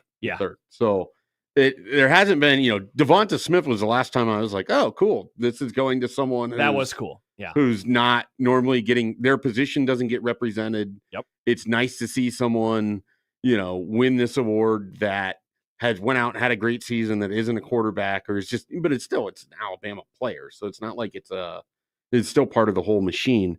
For me, this Heisman, I felt like in my head, without even knowing how the rest of the year was going to be, I felt like Travis Hunter put his stamp on this when he forced the fumble against Baylor to effectively win that game. Correct. That was the Heisman moment of all Heisman moments in this season. What he did in that particular play and how it helped set that up. And then they went on to win that game. And then they played in such bonkers games, beyond that one too. I think the UCF game was nuts as well. There's another one. They whooped their asses. Yeah. They destroyed them. But you're right. There was a game in there. Was a Baylor game also the Hail Mary game for them? Yes. So that was all in one game. But I felt like they had another one that was pretty exciting as well. And it's just I basically found myself saying out loud, if Colorado is playing, I want to watch because I want to see what he's going to do next. They win by 14 against Texas Tech, but I'm guessing that's the game that you're probably thinking of because that game was pretty back and forth for a while. And by the way, I just searched it. So you texted me for the first time on September 28th. Well, no, September 21st, you said I'm going to be sad if Travis Hunter ends up in Carolina. But a week later, I love Travis Hunter. And then about a month ago, take this for what it's worth, Travis Hunter might be my favorite college football player since Cardell. So sure enough, you did say that. And I have been in this exact same boat with you the entire season.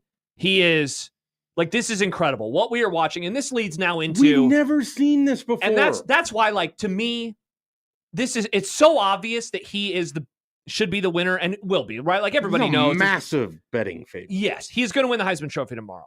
And I get it, why you want Ashton Genty to win, because we haven't seen something like this, but there's a ... in a while. That is what is crazy about Travis Hunter. I mean, I guess there were players like him who did both sides of the ball, but we're talking so long ago in a different era of the sport. What he is able to do on a game-by-game basis, I don't know how it's possible. I don't know how I think about it as the running nerd that I am of what is he eating during these games? Because you have to replenish yourself. You can't just play and you can't just drink water and you can't just drink electrolytes. You have to eat food. So what is he eating? Is he taking running gels like I would? Is he eating like a sandwich at We halftime? are not thinking about the same things when I Travis know, Hunter but is playing. and then obviously you add on top of it his greatness, the athleticism, those things too. But I do think about it. Yeah, I think about it. I love that because it gives me an insight into how you probably view other things that I don't think about. He in is that burning context. so many Right. calories. He is burning so many calories. He has to put food back in. And so Tony says, okay, a couple things. Calvin, snaps aren't stats. Calvin, no offense, you're an idiot. They are. I mean, it is a stat. To be out there that much, it's not just that he's out there every play. It's that he is out there every play and he is performing at that high of a level on both sides of the ball right now. Tony says Woodson. Charles Woodson wasn't. Charles Woodson said he wasn't even in the same category. Dude, go look at Charles Woodson's 1997 stats. He had like 230 yards receiving. He had a rushing touchdown because they gave him multiple attempts inside the 5 and a punt return for a touchdown. Yeah, he had 33 returns for 283 yards. He had 11 catches, 231 yards, 3 rushes for 15 yards. He had a total of 3 touchdowns on offense. Now look at Travis Hunter's stats this year, and this is just offense, right, that I'm going to give you. I'm not going to give you his defensive stats. 1,152 yards, 92 catches, 14 touchdowns. He also had 2 carries for 5 yards and a touchdown. So he finishes with 94 touches on offense for 1,100. It's basically the same number of yardage and 15 touchdowns. I mean, it's not the same ballpark. Right. Now, look, I know. And then you haven't even mentioned the defensive stats, which include a game-saving forced fumble. Yes. I believe he's up to 5 interceptions now. 4 picks. 4 picks. 1 forced fumble. 11 pass breakups. 31 tackles. Yeah. And like, look, okay, so I know Tony says we haven't seen a season like Genty since '88. We haven't seen a season like Travis Hunter since like the 30s. I don't know what I forget was what's his name? Paul Hornig. Was he a defensive guy at Notre Dame back when he won it on that sub 500 team? He could have been. So like I can't say but that like I that's have. But again, different iterations of the sport. And look, I ultimately know why it is a debate inside of this sphere and why it's a debate inside of many spheres. And that is because he plays for Colorado. He plays for Deion Sanders' Colorado Buffaloes. But you know what, Schaef? I honestly think, because there was a debate going on that I saw earlier today online about this, and it was like, he benefits from the hype at Colorado. I will push back and actually say the hype at Colorado works against him in this capacity with the people who vote for the Heisman. And I actually think that he has to overcome the Deion Sanders of it all at Colorado. And that says something about him and his ability. I think in a way it says more about him and how special he is as a wide receiver and as a cornerback. I think if he didn't play for Colorado, it would be no debate. If he played for any equivalent team, there would be no questions asked if he would win he will win the Heisman. But if he played for, what is an 8-4 team? Find an 8-4. If he played for Syracuse, no questions asked. People are like, duh, that's easily the best. But because he plays for Deion Sanders' Colorado Buffaloes, I think that is what leads to but I think it should be Genty, even though, we have seen a season like this. We've seen really good running back seasons. I've never seen anything like this from Travis Hunter. I also have a tough time, and it's not to try to diminish anything that Genty's doing because he's outstanding. But, I mean, if we're talking about a 2,000-yard running back, like we've seen that before. Yeah. He's now done it in 13 games, which is 2 more games than running backs were doing it on average by the time the Heisman was awarded in the 90s when you saw running backs doing it at that point in time. Mm-hmm. So it's just tough. Like, I don't think it's close. I really don't. Like, you have a guy who is playing both sides of the ball. He is on the field all game. He is playing at an all-American level on each side. And you can quibble about that the wide receiver stats should be better if that's all-American level, whatever you want. You're not going to name me a better college wide receiver than Travis Hunter. You're not going to name me a better college cornerback than Travis Hunter. I don't think you would find a coach in the country that would argue those 2 points. I really don't. So how would he not win this award? No one is able to do what he is doing. He, as you said, we've never seen this before. Like, in modern college football. And I think it's phenomenal. I am fascinated as to what happens with his NFL draft stock, and that has nothing to do with the Heisman, but I would be super hard pressed. Like Allan Bell was talking about the Giants trading out of that pick. Why wouldn't they just take him? Yeah. You potentially have a marketable superstar. You can pair him with Malik Neighbors. Because you have Neighbors, you don't necessarily need to have Hunter play offense all the time. He could be a corner for you. You derive value out of both of those things. He fascinates me. I never thought that it could look like this. And I remember him being the top player in the country by 24/7 Sports. I remember it being a huge deal when he went to Jackson State. Yeah. I remember the transfer to go to Colorado. Yeah. And I just remember, like, guy's so skinny. It's not going to work. Here's how you know that he's really good. All of the SEC honks who hate everyone, they think he's amazing. Yeah. They can't stop talking about him. Yeah. And It's not even like, if he played in a real conference. They're not even doing that. Yeah, I remember even after last year, I was like, he can't do it again, right? Nope, he did it again. Kevin Kugler has chimed in. And when he says something like this, like just given how snarky and sarcastic he can be on Did we online, get sincere, Kevin Kugler? as you know, I got to see him in person this year. He called the UCF game for Benetti. I thought you were talking about you got to see Kevin in person this year, and I was going to applaud you for that. I've seen Kevin in person, I think. College World Series, maybe? I don't know. I've probably seen him. He said, best player I've seen in college in person since Sue. Now, that is high praise. That's incredibly high. That is high praise. It's funny because on the other side of unsportsmanlike conduct in the good old days, I miss it too, everybody, when it was Kevin and Michael. Michael says the last one was Gordy Lockbaum from Holy Cross. He actually got votes for the Heisman too. Look up Champ Bailey in terms of more modern guys. And so I looked it up. I had forgotten that Champ Bailey played both sides of the ball.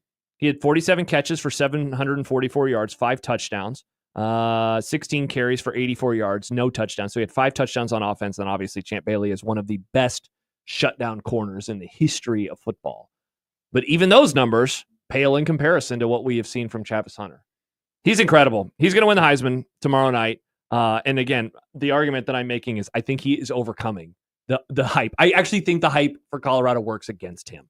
This is an individual award. Marveling at the fact that both of the former hosts of this radio program have weighed in on a discussion that you and I are having.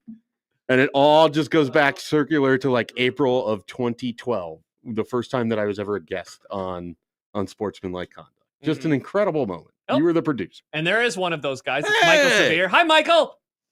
Hello, guys. How are you doing? Awesome, man. How are you? I am really good. So after the Baylor game, the Baylor play he made, Yep. and I'm a Heisman voter. I know you're not supposed to say who you voted for, but I said that day, right after that, I tweeted it out. I said, he's your Heisman Trophy winner. Because not just numbers, it's about what you do to influence wins. Yes. And I pretty much have watched all his games. I certainly have watched all his highlights. He does more to win games than even Ashton Genty does. And I know how good Genty is. But if you're making plays on defense to win games and you're making catches on offense to win games, I'm sorry, that just beats him out. And I also said this, I'm older, I'm older than Kevin is a little bit. He's the 5th best player I've ever seen in person. And I keep this list. Okay. It involves Herschel Walker, watching him at the Sugar Bowl. Oh, yeah. And Ndamukong Suh is on that list. In terms of guys I've seen in person, he's that good. And I take that list very seriously. And most of those guys are from a long time ago. But he does things that make you shake your head. Every game he makes a catch where you go, yes, well, what other wide receiver can make that catch? Then every game he makes a defensive play where you go, well, what defensive back's making that play? Right? Imagine if he returned kicks. Yeah. He'd be Superman, It's the only time he takes off. So no, it's just not a debate. I mean, Ashton Genty, great numbers, awesome, great for Boise. He had a great game against Oregon. People forget that he actually played against the best team in the country, right? And played well. But out of all of that, no one has influenced their team in terms of wins more than the guy who's going to win the Heisman. And that includes any quarterback you can name out there. He's done more. That's my thing. By the way, Michael, what is your whole top 5? I would love to know that list. Okay, so it's Herschel Walker, yep, who's the best player I've ever seen in person. I saw him at the Sugar Bowl in New Orleans. And then it's, oh my God, Pittsburgh's rush in my God, I just forgot his name. He's 1979, 1980. He was number 2 in the Heisman. Okay, I'll look that up. Help me out. Come on. My brain is broken. Then Vince Young. Seeing Vince Young play. Yep. Was incredible. I never saw, obviously never saw Tommy play, Frazier. So people always bring that up. I was like, I never saw him play, so I can't say that. Seeing Bo Jackson play at Auburn against LSU, and then Travis Hunter. But why can't I remember the guy at Pittsburgh? Oh my God. Yeah, I thought you were going to say Tony Dorsett, but it's obviously not him when you mentioned rush ends. Yeah, and I didn't see. So I didn't. Cecil Johnson in '76. No. Again, second in the Heisman. He was a defensive end, led the nation in sacks. You Hugh pull up his Green? numbers, you're like, oh my, Hugh Green. God, thank you. I am so old. That's why I left radio. Yes, Hugh Green. Hugh Green, saw him play 2 games that year. My cousin was actually playing for Pittsburgh at the time, the University of Pittsburgh, Tim Lewis. And so we saw Tim, and we were on the field for one of those. Most dominant, until Sue, most dominant defensive player I ever saw in person. Incredible. He was incredible. Mike- And went to the league and did nothing, essentially, with the Tampa Bay Bucks. Basically did nothing. So those are my guys. And Travis Hunter's right there with everything he does. And so I can agree with you, Schaefer, completely. And you too, Josh. It's undisputable. And he may be, honestly, one of the greatest Heisman winners we've ever had. Yeah, and that's why, 100%. Michael, we just got a text that said, let's call it for what it is. He's only winning because it's a down year. Another year, he's a cute 3rd or 4th. And it's just like, man, you're missing the forest through the trees with what he's been able to do. How is that possible? Like, again, there are 5 or 6 really good wide receivers in this class that are, just dominant guys. But he's right there in the top 2. He's the best corner in college football. What more do you want? How can you? Yeah. Who else has been like that? Yeah. And then he's scoring 15 touchdowns on offense. You think Hugh Green goes over and plays tight end and puts up incredible numbers? Yeah, come when on. he's playing? You think Sue goes over and plays offensive tackle and does? This is both sides of the ball. Yeah, at the highest What of do you want? levels. Incredible. The highest levels. Michael, thank you so much for the call. This was awesome. All right, enjoy your show, guys. All right, Great. bye-bye. Great listening. Hey, Bye-bye. thank you, Michael.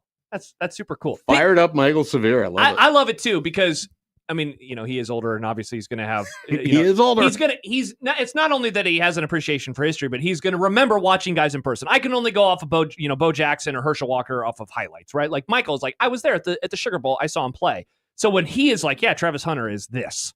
It's like, okay, well, good. I'm happy that my eyes match, someone who I think has among the best football knowledge that I know. As he was going through that list, and I was trying to think to myself, I really struggle with college football because I can't contextualize just like what I'm watching with college football. It then bleeds into how their career plays out in the NFL. Yeah. Like I don't know that I have the ability to just like chop that in half. Well, like in that way. in a great example, and I know we're past time, but like a Marcus Mariota, that guy was awesome in college, and then he got to the pros, and I was like, wow, that guy. It's like, so how do you kind of retroactively look back at his career in college? But it is what it is. We got a lot of responses. We can get to some of those when we return. Also, we're going to have Kent Walgamont in about 10 to 15 minutes as well. We'll talk about the remake of True Grit, came out in 2010. It is Unsportsmanlike Conduct with Mike Schaefer in today for John Bishop. I'm Josh Peterson. Nick Grimm producing on 1620 The Zone. Nick Grimm for Circa Sports Iowa. With how the weather is looking this weekend, I can't think of a better way to spend it than in Las Vegas. But not Nevada. Las Vegas, Iowa.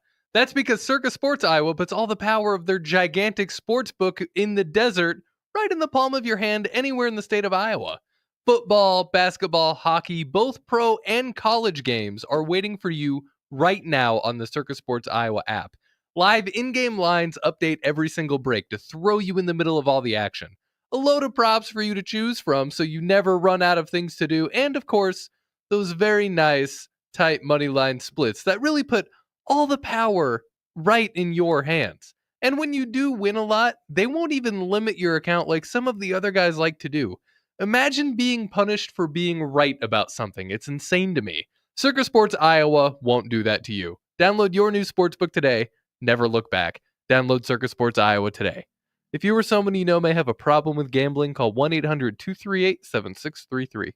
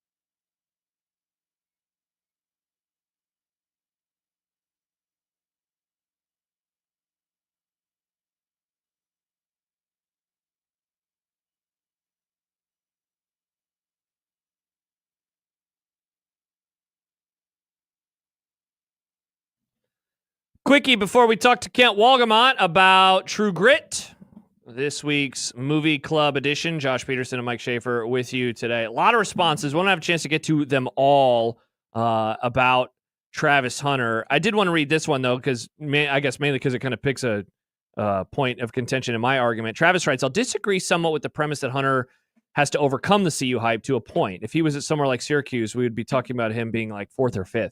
So I wholeheartedly disagree, and I think he'd be the runaway winner. And I don't think that there would be a whole lot of debate like inside of fandom. And I guess maybe that's different between fandom and voters.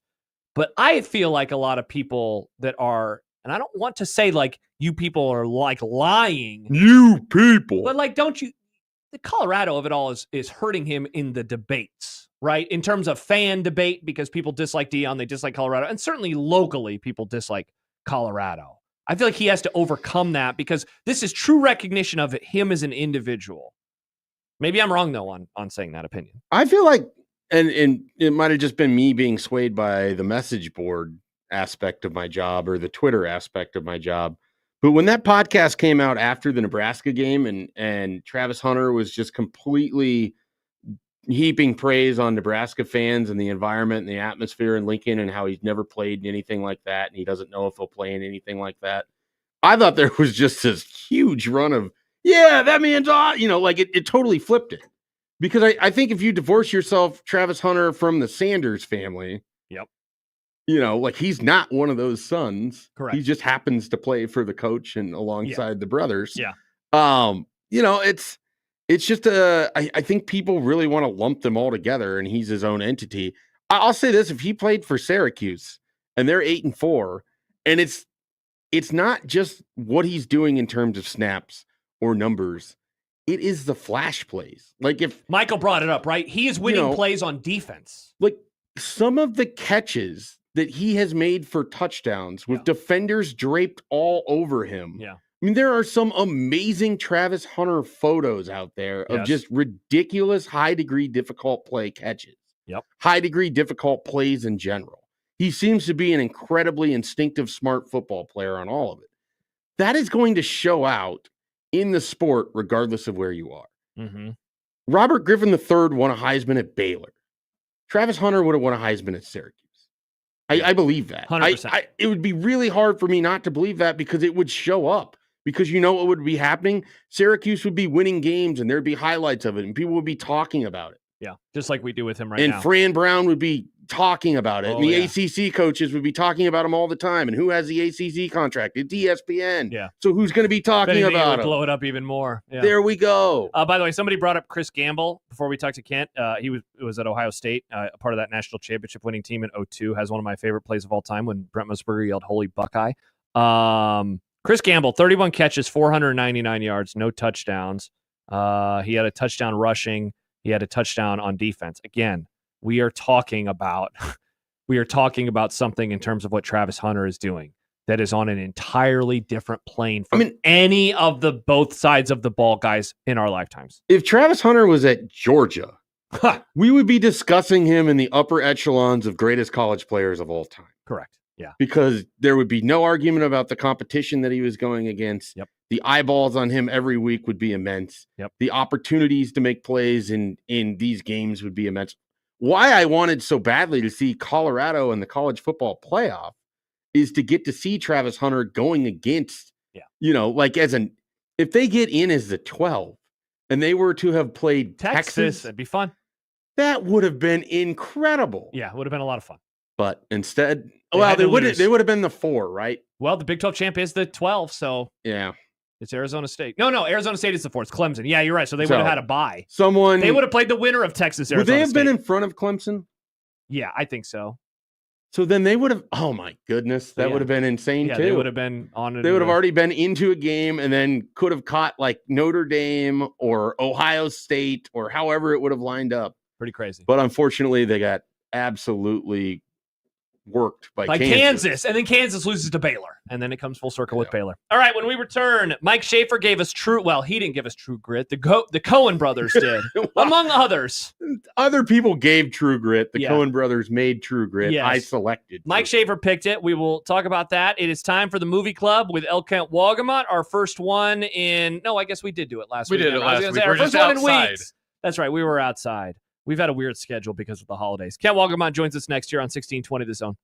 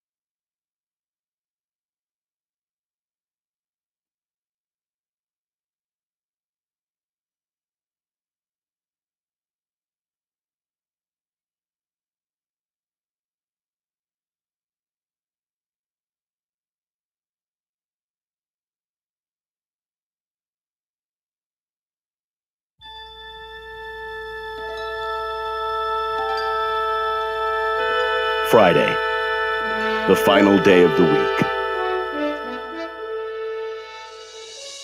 These are the voyages of the program Unsportsmanlike Conduct. Its ongoing mission to explore strange new movies, to seek out new bits and new edifications, to boldly go where no radio program has gone before. Oh, Elkent's Movie Club. It's Elkent's Movie Club.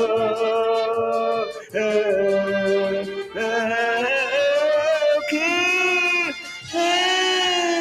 Movie Club. It's Elkent's Movie Club. Indeed it is. It is time for Kent's Movie Club, where today we are talking about the 2010 movie True Grit. Kent, hello. How are you? It looks like you're muted. Yep. And there we go. Hey, Kent. Am I good to go now? You are great to go. How are you? I'm good. How are you guys? We're doing tremendous. Have you battened down the hatches for the day with the storm coming in? I am safely in the basement. I'm going nowhere. Good. Well, we hopefully it's not going to be too bad around here as we. You're not going to venture out for that great basketball game tonight? You know how many times I have been to Pinnacle Bank Arena so far this season? Is it this many times, Kent? This many, the big zero. Nice. Kent, how many people went to that game earlier this calendar year when there was that snowstorm? Because I wonder if we think the over-under will be lower or higher than what it was that day. Because was it like 5,000 fans? Was that the Purdue game? 5,000 or 6,000, yeah. Yeah. And they'll be lucky. I'll go under. You'll go under? Yeah. Were you there that night? Were you at the Purdue game when they beat the number one team in the country? I was there. You were there? It was a pain. You know, we park over in that lot north of the arena, the quote festival lot where you have to walk over the bridge. That was an icy adventure. Oh, I bet. Those 2 blocks. So, They used to have a lot, like a gravel lot that was basically a block 2-minute walk into the arena. And I would used to get the credential to park in that lot and would have press credentials or whatever. When they switched over to the far one, I was like, I no longer need it. yeah. I'm not parking there. That walk that Kent describing is awful in January. It is an awful walk. Sounds terrible. Well, we hope everyone gets there safely and soundly tonight, and certainly the same thing when they go home. Mike Schaefer was the chooser of the movie this week. It is the remake of True Grit. Schaef, take it away. Give us the synopsis as we dive into the discussion. Yeah, True Grit is a remake of the 1969 film starring John Wayne. It involves a 14-year-old Maddie Ross, played by Haley Steinfeld, in what I'm guessing is one of her earliest roles. Heads to an Arkansas town looking for justice on the man who killed her father. She's ignored by most every person in the town. However, her headstrong nature ultimately results in convincing U.S. Marshal Rooster Cogburn, played by Jeff Bridges, to give chase to the assailant. The two are joined by a Texas Ranger known as LaBouffe, played by Matt Damon, who also has reason to hunt down the fugitive. The three struggle to coexist with multiple different motivations for the chase. I wanted to pick this movie, Kent, because I love Coen Brothers movies. Yes, you do. And this one surprised me when it came out. This movie means a lot to me for a lot of different reasons. I went to it Christmas Day with my dad. It surprised me because the Coen Brothers are known for kind of their own original storytelling, their own kind of spin and take on things. And they played this like a pretty straight Western story. Like there wasn't, and even a lot of the dialogue from the original made it over into the remake, or from the actual story from the book made it into the remake. It's fascinating that such individualized filmmakers like the Coen Brothers could just play a straight remake like this, and I thought it turned out really well. How well I thought it turned out, I went and looked this up because I knew that I had ranked it pretty highly. It was my number 2 movie of 2010. Was it behind Social Network? Correct. Yeah, that's my that's my favorite movie of the entire decade. So Really? Oh yeah, I love The Social Network. Interesting. I rewatched that movie so much. I've only seen it like 3 times. I probably rewatch it twice a year. Yeah, not to turn this into a Social Network conversation. Oh, sorry, you go. Well, what I was going to say, as far as the remake aspect of it, some of the lines that carried over, I believe, were actually from the book and not from that John Wayne movie screenplay, because they went back and made this movie closer to the book than the John Wayne movie was, and in particular, the Haley Stanfield character is 14 in this. In the John Wayne movie, she was in her 20s and played by Kim Darby. And then she had this romantic thing for the Ranger, who was played by Glenn Campbell, who as an actor was a really good singer. And that was eliminated by this movie.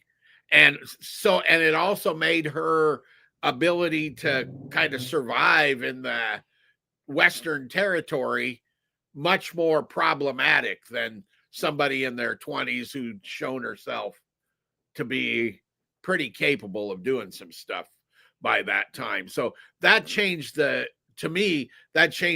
the biggest change from that movie.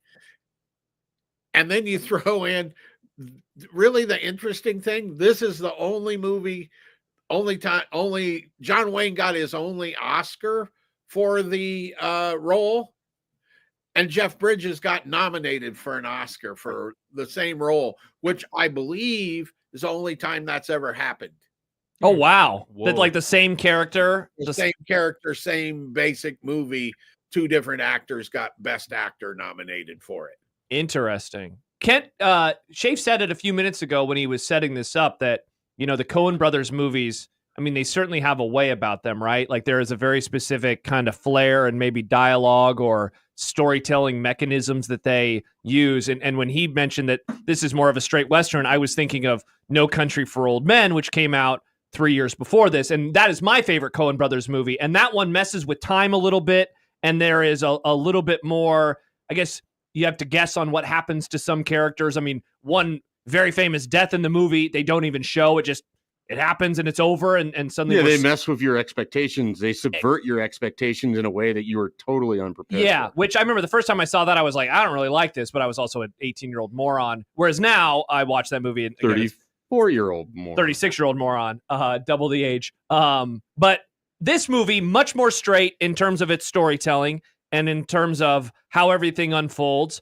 In a way, there's I think it is both a happy and a melancholy ending at the same time. And I don't know how much we do or don't want to spoil. Again, this movie is, it's 14 years old and then the original goes all the way back to the 60s. But just how it kind of skips suddenly ahead however many years, and then the movie is just kind of over. But I remember not liking it the first time I saw it. Again, a young moron in 2010, 2011. Very much enjoyed it, though, this time around, given, I think, in particular, the 2 main characters. I'd forgotten that Matt Damon was even in this movie. Same. He is awesome in this movie. Matt Damon, I thought he shows up, he disappears, and then he comes back. And I really enjoyed that character because not like that character is a bundle of joy or someone that I would want to spend time with. But I thought that he played that character very, very well. Yeah, I think the whole part of the reason, let's put it this way. It looks to me like just based on their filmmaking history and what some of their movies, like going back to Blood Simple, kind of allude to, are very much these kind of, quote, Western stories, but they're not a horse opera, so to speak, right? You could have made Blood Simple into a Western in a second, right? The very first movie. I mean, it's not, you start, and then you go all the way up to what was called Buster Scruggs, the horror episode thing, which was classic. Those, they were quirky, they were Coen Brothers-esque, but everything that they were set in was classic Westerns. And I think they wanted to make a classic Western. I really think that was what really motivated them on this. And And so they stuck to the classic and didn't put a spin on it. Ken, I mean, it's obviously it's 14 years removed from it, but can you go back and recall how you felt about Haley Steinfeld after that performance? Because I mean, just rewatching it, and I watched it this morning. She's incredible. Like, she holds her own away in that movie that, for someone who hasn't been in a lot of roles at that point, I think someone on YouTube in the comments said Ender's Game. Ender's Game came out a few years after that. Oh, so was this her? This was like her second or third movie. Yeah, so I mean, I thought she was terrific. I really did. And she's someone I've kind of always enjoyed. I don't like seek her work out, but Edge of 17 is a movie that she's in with Woody Harrelson that Honestly, I thought was Bumblebee's really fantastic. good too. I never wanted to see that because I have a very anti-Transformers bias. It's a good but watch it. Yeah, I really thought she was really good, and it seems like she's going to be, in the entertainment sense for a long time. For a long time. What I wrote back then, if you want to know what I thought then. Yeah.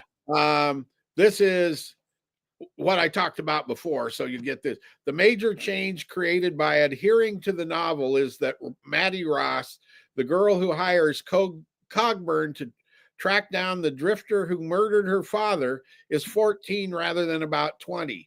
That means she doesn't fall for Texas Ranger LaBeouf, and her age and aptitude for a cross-country chase are constantly in question. That's a far meatier role than given to Kim Darby. Haley Steinfeld handles it perfectly, giving the movie its driving spark and likely setting her up for an Oscar nomination. Wow. Was she nominated? I don't think so. Oh, wow. Sad. Interesting. Yeah, I mean, she was. It was a stacked year. I mean, The Social Network. Yeah, great movie, Nick, which didn't win, which is very sad. I don't know if I've seen anything else with her as I scroll through. Really? You got to see Edge of 17. I've never even heard of the Edge of 17. Haven't watched any of the Pitch Perfect movies? I haven't watched any of the Pitch Perfect movies. They're actually, the first one of those is actually pretty good. Yeah? Perfect. The first one's pretty okay. I read Ender's Game, but I never watched the movie. Oh, no, wait, never mind. I have seen... I watched season 1 of Hawkeye, so I have seen her. I didn't realize that was her. Was there only one season of Hawkeye? There was only one season of Hawkeye back in 2021, and then that was one of the last Marvel shows, and then I hit the eject button. Yeah, she was great. She, like Schaef mentioned at the start of the conversation with her, I mean, she held her own, and she held her own versus, some of the most famous actors we have, over and over and over and over again throughout the movie. I would love to go back. I'm jumping around here. I would love to go back and whether it's the source material of the book or the original movie, or if it's the Coen Brothers kind of working it in there. There's a lot of scenes, and I don't know if you guys notice this as well, but there's a lot of scenes that end with Jeff Bridges just having like the ultimate perfect line for then it to jump to the next scene. And he is one of those amazing actors that we've seen him transform throughout his career. I go all the way back to when I was in college. I watched The Last Picture Show, and that was like his very first role. And so, like having seen him in all these different roles, and now he's playing Rooster Cogburn, and he's just this sarcastic wit, and it just felt so perfect for the dialogue and everything. I had seen the John Wayne before I saw True Grit in 2010.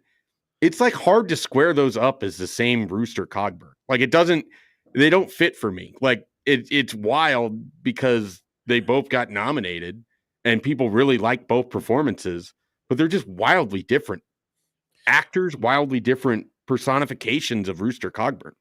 And shot in a wildly different times. Yeah.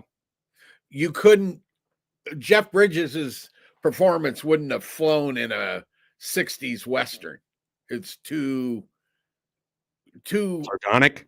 Yeah, and it's too contemporary, right? It's too Westerns were good guys, bad guys, no nuance back.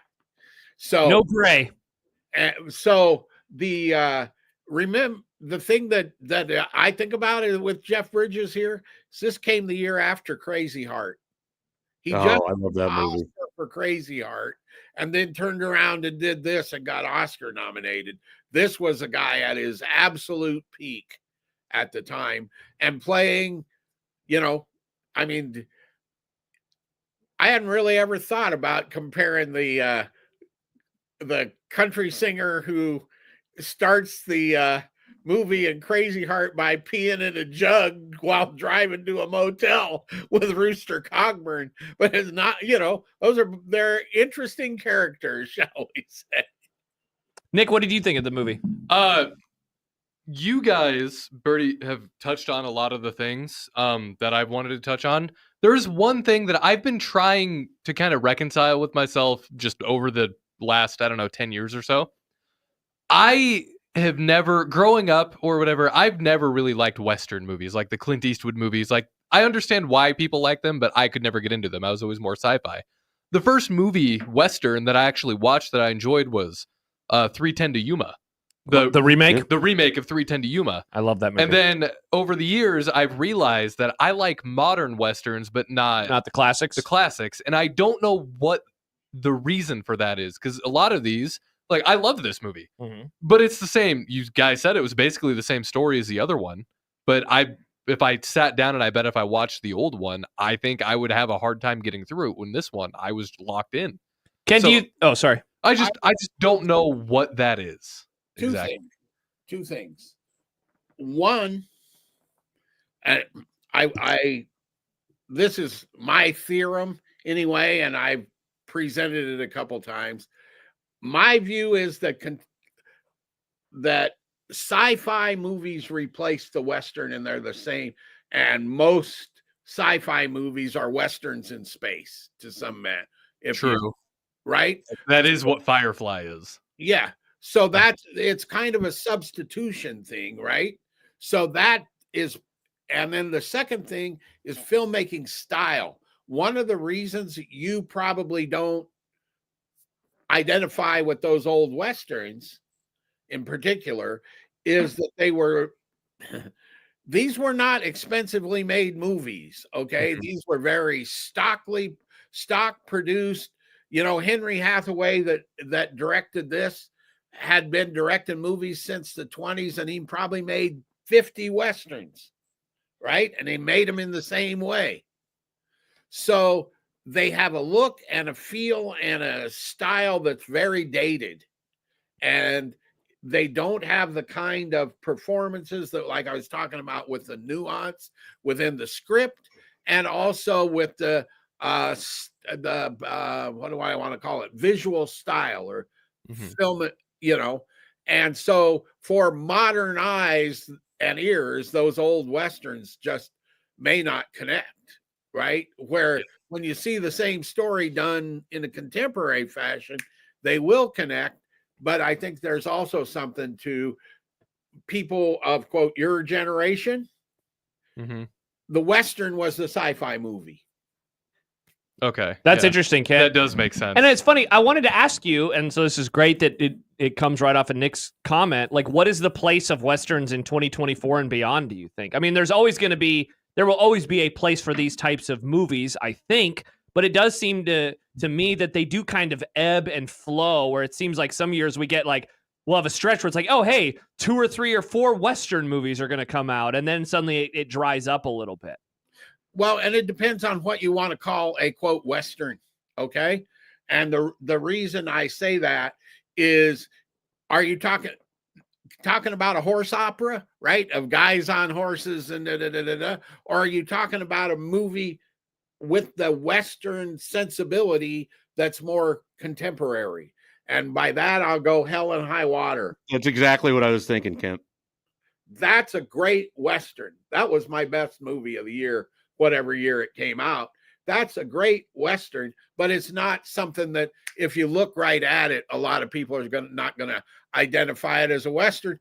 There may not even be one horse in that movie, I don't think, right? But it's, don't you think, Mike, a great Western? Yeah, I love Hell or High Water. That was probably my favorite movie from that year. I mean, for those that don't know, that's a Taylor Sheridan he wrote it. movie. And amazing. So I actually considered picking that when I was looking through the Paramount Plus 2016 selections that I had as a company man. Nice. So, but no, I agree with what Kent's saying. I think that, if you're looking for just kind of the horse opera, it's probably not going to be consistently there, though. I didn't see it. There was a Netflix movie with Benedict Cumberbatch. And I hated that movie. I didn't. Power of the Dog. We Is that did the, that for did the that. movie club. Okay. And I really liked it. I never saw it. I so hate I it. don't I know. thought that was a great Mike, movie. you'll like it. Watch it. Okay, Yeah. I'll check that It's a out. Well, fantastic. it's a look for me then. Trust me, It is a tough look for you for many reasons. Oh, settle down. and trust me, it is not a mainstream Western, shall we say? It isn't. Great. I love was happy movie. that didn't win the Oscar. That was the year of I think Nomad won, right? Nomadland. Yeah, I think wanted that. I was very happy that Nomadland won. I did not like Power of the Dog. Another quick aside. Yeah. The second I stopped or I was done watching this movie, I went to go play Red Dead Redemption 2. I Yeah. was just in such the vibe. I sent that text to a friend. I was like, I think I'm going to be in a Red Dead Redemption mood after watching Nope, this. I'm there. Perfect timing. Football season's coming to a Yeah. close. So that'll be great. Any other? Oh, sorry, Kent. yeah. That's a Michael know this. That's a Jane Campion movie, The Power of the Dog. So Okay. you know what you're getting into there. You know it's not going to be a straight up Western. Yeah, I liked it. Yeah, I found myself very bored So- by that movie. What are some other modern westerns then? Because Well, I feel like I don't hear. I mean, about No them. Country. Have you seen No Country for Old Men? Yeah. Okay, that And was. you hit 310 to Yuma. I thought that was a really good one. And Hell or High Water. I mean, if you want, was it Bone Tomahawk? Never yeah. saw that movie. That's a Western horror mashup. If you really Interesting. want to get weird, which you'd like to, I do. So I like weird. So I I think searched- that's Kurt Russell. I searched best westerns in the last 10 years. Some others that Google gave me were a couple that I was thinking of: Hateful Eight, Tarantino, I like saw it. it. My Django- dad hated that movie. Django Unchained. I love Django. Love Django as well. Deadwood the movie. I forgot about Deadwood the movie. There Will Be Blood. Rango. Oh, Rango is a Western. Rango's It also really steals good. its plot from Chinatown, but it's a Western. Ken, I thought about picking There Will Be Blood. I rewatched that a couple years ago for the first time since college, and yet again found myself blown away by a movie that I thought was just fine when I was in college. Yeah. You ever seen There Will Be Blood? No. My God, what's it? Daniel Day-Lewis is. Daniel Day-Lewis, and that one is He is so That- good. I didn't know was that was a Western. for a while. Yeah, I mean, yeah, maybe the more of the motif. It's about a guy who discovers oil, but But it's about it's- power and capitalism taking over you. The change on the frontier, basically. Oh, that is cool. I like that. And Smoke boy, Bill. that's a good one. That's a really good one. Yeah, That was the plot of the first Red Dead game, basically. there you go. Amazing games. So good. Good pick, Mike. This Thank is you. fun. Great pick. Yeah, that I was had a good. friend just text me that he hates the new True Grit and that I have a terrible take. Wow, I didn't like. Ken, do you remember we did the original early in COVID, and I did not like the original, but I liked this one a lot more. This one is great. Sorry, Kent. I didn't know if you were gonna. Well, I think the same thing I said back then. I can't look at that original in any kind of way, in a sort of critical way, because my dad was a massive Western fan. And so I grew up watching John Wayne movies, and I've probably seen that original, I don't know, 50 times. I don't know. Oh wow. Because it was back, it was one of those movies that would come on TV, right? And of course, we'd have to watch it. It was a John Wayne movie, and it was a good John Wayne movie. So that's how I see that movie, which is way different than you guys could. Yeah, for sure. So that is True Grit 2010. It's available on Paramount Plus, and a reminder that if you subscribe to 24/7 Sports, you get a subscription to Paramount Plus. After your deal run, if you sign up for like a trial. Yeah. So when do your that. trial run ends, Paramount Plus. It's an incredible deal. I mean, I'm not just stumping because Mike is one of my best friends, but it's a great deal. Speaking of Paramount Plus, that is where we will go next weekend, and this will be the final movie club of the year. Whoa. Because we will be off on the 28th or the 27th rather, because it will be Christmas week. So this will be the last movie. It's John's pick.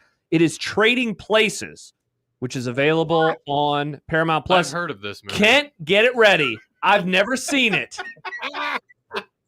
I've heard of this movie. I've also Okay. heard of this movie. Have you Yes, seen it's- I have seen Trading Places. It hit me just very funny to hear someone say I've heard of this movie. Mhm. Yeah. Yeah. You have never seen you. Nope. No. That's just unbelievable. I know, but that's why we do the movie club. Unbelievable. That's why we do the movie club. It's like, but That's on all the time. I know. I don't was have the, TV. Hey, what was the movie that came up with John the other day that he was like, I've never seen that? And it was like a stone cold classic. And he's like, yeah, I've never seen that movie before. And I was like, you what would was love that I was like, movie? you would love that movie. And it wasn't even Super Troopers. It wasn't a comedy. It was a serious drama. And I was like, you would love that movie. And he's like, nope, I've never seen it before. I wish I could remember what it was off the top of my head. So, all right, Trading Places. It's available on Paramount Plus. Kent, we will reconvene in a week, and then we will say goodbye for 2024. Looking forward to it. Can I make one movie plug? Yes. Plug it up. The best animated movie of the year is out right now, and it's called Flow, and it is no dialogue. It's about a cat, and there's a apocalyptic type flood, and this cat has to survive. And it is from Latvia, I believe, and the animation is very different. It's not, doesn't look like a Pixar animated movie, and there are other animals in it, but they don't make them people, right? They're not talking to you and acting like people, and it's just a wonderful movie. It's going to be in my top 10 of the year without any question. It looks like in Omaha, Ken, it's at Film Streams and at the Draft House, at Alamo Draft House, if people want to see it. I assume it's available at a couple theaters in Lincoln as well, or one theater in Lincoln. Yeah. Well, it was at the Grand and the Ross. I think it may just still be at the Ross and not at the Grand, but it's still here somewhere. Awesome. So All right. I would highly recommend that if you want to go to. I mean, it'd be all right to watch when it comes on streaming, but it was wonderful in the theater. Awesome. Okay. So go check that one out. Again, if you missed it, that was Flow, which is showing in a couple spots in Omaha, including Film Streams, which is like a block away from us, including a 7:15 and a 9:15 tonight. Oh. If you're looking to go see a movie tonight. If you want to go to the Draft House version tonight, it's at 10:50. So that's past my bedtime. But I hope some people will stay up later. Friday night. Yep. And well, hey, got to get up early tomorrow. Don't Kent, have to. Choosing to get up. choose to get up early. That's true. Kent, this was a wonderful discussion about True Grit. Thank you so much. We'll talk to you next week. Thanks, Kent. Week, guys. All right, that is Kent Walgamot joining us for the movie club. Quick response before we go to break from Tay. She says, I'm in the same camp as Nick. I think for me, it's seeing certain caricatures of what women in protected classes bring to these storylines are better represented in the modernized remakes. And then she adds to Nick, watch Outer Range on Prime. It's sci-fi meets Western, and I think you'd like it. I remember when that came out. I thought about it. I Same. was busy. I looked at it and I was like, this isn't going to be what I want it to be, so I'm Yeah. staying out. So you stayed away. Thinking a lot about it now, what Kent said, how a lot of sci-fi is just Westerns. I mean, the Fallout, more video games, but Fallout, those video games are post-apocalyptic Westerns. Mm-hmm. Now that I think about it, too. Yeah. It's always just kind of been in my life. I thought I didn't like Westerns, but I do like Westerns. I just don't like the old version of Westerns, I guess. Nice. Nick is a Western head now. Western pilled. All right, we'll take a break. I realized, Mike, we have not talked at all about Nebraska football today. Shucks.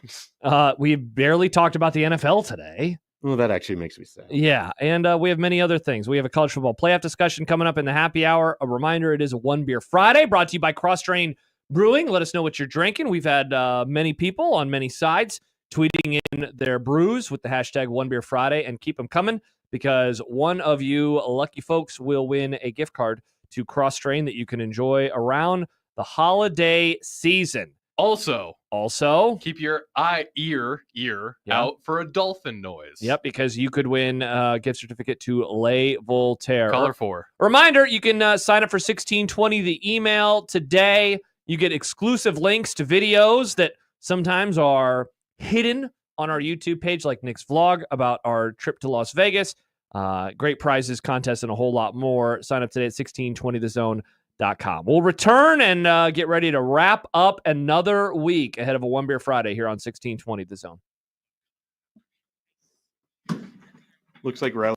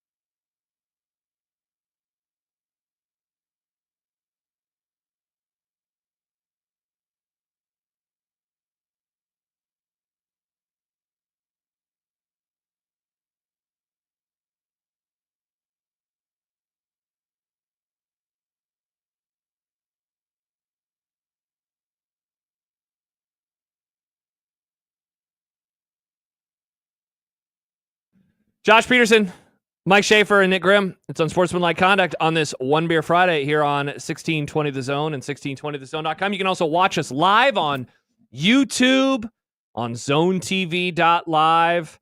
And a reminder, we did just talk about it with Kent, but next week will be our last full week of the year. We'll be back for December the 30th, and then we'll be gone again for a couple days. And then we'll be back for the new year. But John won't be here on January 2nd. So the first show of 2025 will be without John. But then this is our new normal. It's basketball season. Times like these. John has not traveled until today where it's truly affected the show. It is now going to start affecting the show. But we'll have great villains like Mike Schaefer. Next week, Mike Stibbs will be in. Maybe Jack Mitchell at some point in time. Steve Sipple always says he's going to get back to me, and he never does. So, we'll see.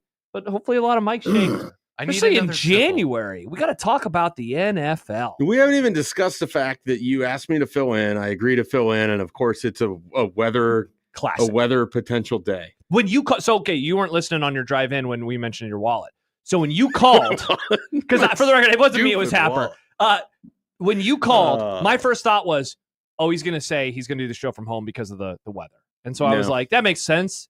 But then Happer goes, Schaefer's not a worry about the weather guy. And I'm like, what are you talking about? I felt like for years, every time you filled in, it was like, I don't know. I feel like I'm going to have to punt. But now we have StreamYard, which has never had a single technical issue. Nick, how great is that? I do feel like you sometimes poo-poo the idea of driving. No, there's no poo-pooing. In the snow. No, I'm not poo-pooing. Yeah, I'm just saying, like, if it's snowing, I want no part of coming up here for the radio. For the record, I agree with you. Okay. No, there's no poo-pooing. Just wanted to clarify. Maybe I'm a sarcastic. We call you poo-poo, Josh. Yeah. Among many reasons. Or at least one. Nice. No, Schaef, if you would have said I'm staying home, I would have said that makes sense. And then you know what I would have done? I would have called Nick and said, hey, I'm going to do the show from home because Schaef is. We could have done that. But you had plans for Omaha. I have to be here because my son is here. So I'm going, Oh, really? Yeah. Oh, I didn't know that. Yeah. So Nice. I have to bring him back to Lincoln, which I will do on Saturday. Why didn't you bring him? We could have hung out? Well, he's currently at his grandparents. Oh, you staying in Omaha He tonight? only knows one word right now. He would not be a particularly Is interesting it poo-poo? No, it's Oh. dada. Oh, we could have the It's Hudson amazing. game. How's she doing with that? She's happy, but she's definitely always She's trying ready to for mama? Yeah, she's like, Hudson, where's mama? Where's mama? Do you think your I'm like, Dada's right here. Do you think your Guardian's brainwashing is working, or do you think he's going to try to zig to your zag? I zag think your zig. Honestly, I don't plan to like force him into any particular team. I just very much kind of like how my dad did with me. Like there was just sort of a teams that I was never going to be a Yankees fan. I was never going to be a Cowboys fan. Oh. I was never going to be a Duke fan. Like there was just certain What about teams. Kansas? You know, it was like 1992. Nobody in my family cared about. Like, wow, I care about Kansas in a very specific way. You hate. I remember when I first realized, I was like, wow, Schaefer really hates Kansas. I hate him. I was like, who cares about Kansas? Me, and I hate him. But see, my lens is always through football. So I'm like, basketball, who cares? Football, though, they've never bothered me. I never had the traditional, like, people are going to get really mad about this. Never hated Colorado. Uh-huh. I never hated Texas. Uh-huh. I found Kansas State massively annoying. Yeah. Missouri? Probably wasn't hate. There's the team that I hate. I hate. And See, part of it is my age. college experience. Yes, it's an age thing. When we were coming, our formative years, first of all, Nebraska started losing to everybody. So then it's about like who annoys you the most. Yeah. And in those days, Missouri was annoying as hell. You know, like the way in which the games would happen. You know, Chase Daniel was. It's wild. Like he is like a voice now in the NFL circles. It's just like crazy to me. But they were very easily hateable. I always wanted to hate Texas like everybody did, but I just could never work up to it. And now I don't really care. I remember so many losses to Missouri, like, and usually they were on the road because Nebraska tends to play them pretty well or tended to play them well. I think the only loss at home in that 2008 era was a horrible loss. Nebraska goes down and scores right away. And you're like, what a game. Remember, they had talked up their defensive game plan. That we got something coming for them. It was like one down lineman, I think, is what they did. It was wild. Just 52 points later. Absolutely get smashed. I think I left early. It was, I want to say fall break weekend. And I just jumped in the car from the game, drove back to Columbus. Wow. And that was a just late like, game. Remember, that was, it was an 8 o'clock game. I'm like fairly certain I almost hit a deer. Headley So, writes anti-Mizzou millennials. Yeah, Yeah, maybe there's something about us millennials. But you're Col- right. All the losses were on the road. I don't have the like same feeling about certainly not Oklahoma. I don't care about Oklahoma at all. Yeah. Like it means nothing to me. Like 2000, 2001, yes. It was cool because it was that 2-year stretch. Yeah. Every other thing has felt for me Yeah. incredibly forced by old people. No. And now I can't even really call them old people because I am in my mid 30s and I am also we now are getting pretty to much that. an old person. We are now Jack Mitchell. But people older than me, you know, you would hear like, oh, that was always the game and those were the games. And it's like, they don't matter. Yeah. They mattered for this 2-year stretch of my life. That was it. A lot of people agreeing with us. Travis says, I am of similar age. I can confirm. I want a Nebraska, Missouri home and road. Oh, that'd be fun. Honestly, I would want it every year. But if they did that, like, I cannot imagine people around our age that kind of remember the Brad Smiths and the Chase Daniels and the Jeremy Macklins and the Blaine Gabberts and all of the recruiting stories. Yes. And all of that. Oh, man. Oh, that is just like incredible theater to me, even though these teams now would have nothing to do with it. Yeah, they wouldn't care. And the animosity probably isn't there. They used to play for a Bell, which was a real trophy, not one of these fake corporate ones that you have for the Iowa and Wisconsin games. I still learned about it from a video game. Stupid names Mhm. that, you know, Matt Rule didn't even know that Nebraska had because they never win that game, but also because nobody cares. Yeah. It's not the axe. It doesn't have any real meaning. The Bell had meaning. Yeah. Like that was a thing that, you know, the Innocent Society for both colleges were the keepers of the Bell and it mattered to them and blah, blah, blah.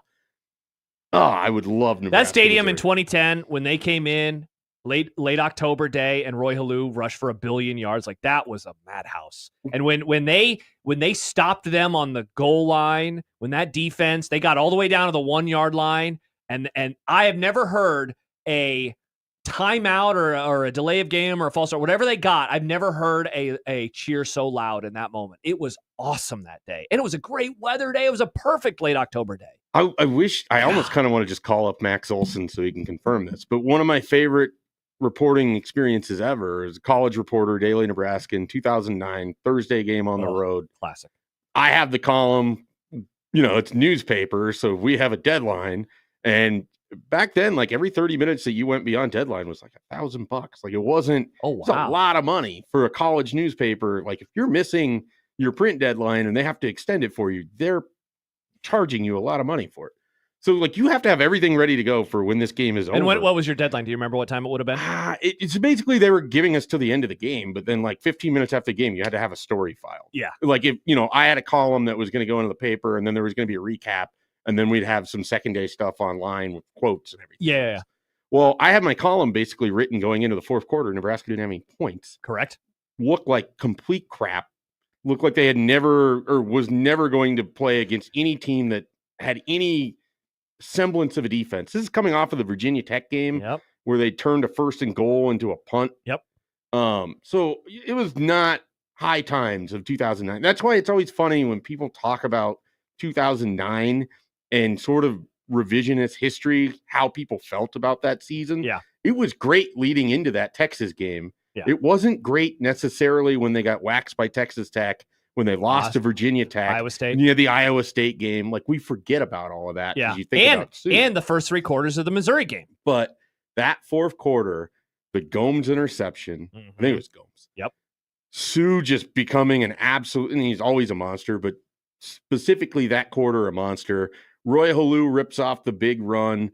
Zach Miles Lee has a Paul. couple throws that get through. Like Yeah. it just, And it all changes. They get a first Yeah. down on the literal last play of the third quarter, and then I think it's the first play of the fourth, touchdown. Then they get a turnover, they score again. Then they get the Gomes interception, and suddenly they win 27-12, and they're Right. like run away from them. and I just had to go Control A, delete everything off of my column. And it was basically about how Nebraska under Bo Pelini can't show up for big moments, which I could have just saved and used 13 times in the subsequent seasons. Yeah, you should have. Yeah. But, you know, and then I'm sitting next to Dirk and I'm just like, what do I do? He's like, pick an angle, write it, you know, Good and advice. that's what we did. And then after the game, that stadium is just deathly silent. And wasn't there obviously the weather was crazy, but like power had been out that day. It was just silent, like stunned fans. Nebraska's going nuts. They have us in the bowels of the stadium doing interviews, and you have fans just like hurling F-bombs at coaches as they're walking out, but they're sad. I got yelled at by Tim Beck because I had the audacity to ask if he was concerned about the running game because they didn't do anything for 3 quarters. And then we get back to our rental car, which we were really worried was going to have slashed tires. Oh, yeah. Because things were never good down in Columbia. Uh-huh. Everyone gets in the car. Everything's fine. I think our photographer just started screaming, yeah, yeah. And then like our whole car is doing it. And then we drove to a Waffle House. An amazing moment. That is great. And that's talking Nebraska, Missouri 09. Wow. What a memorable game. Yeah. I've been very fortunate with some of the games I've been able to cover. Absolutely. We'll get to the college football playoff in the happy hour when we pop open some brews. When we return, I did want to ask you a question about the Vikings, so we can get to that. It's another one of the shows where time is flying, and it is suddenly 4:38 here on Unsportsmanlike Conduct. Again, let us know what you are drinking with the hashtag Lumber Friday, and you could win a gift card to Cross Strain Brewing. Josh Peterson with Mike Schaefer, Nick Grimm producing. It's on Sportsmanlike Conduct. You're on 1620 The Zone.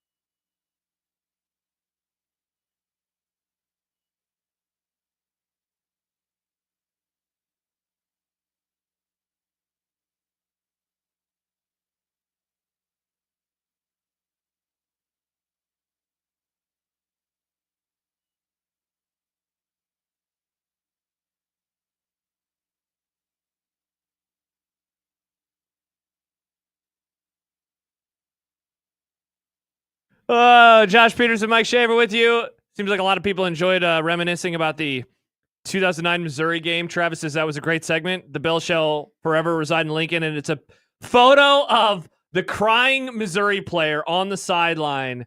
That game, man, you're right. That season, it lives in our brains in a very specific way because we remember, well, I always remember a few things.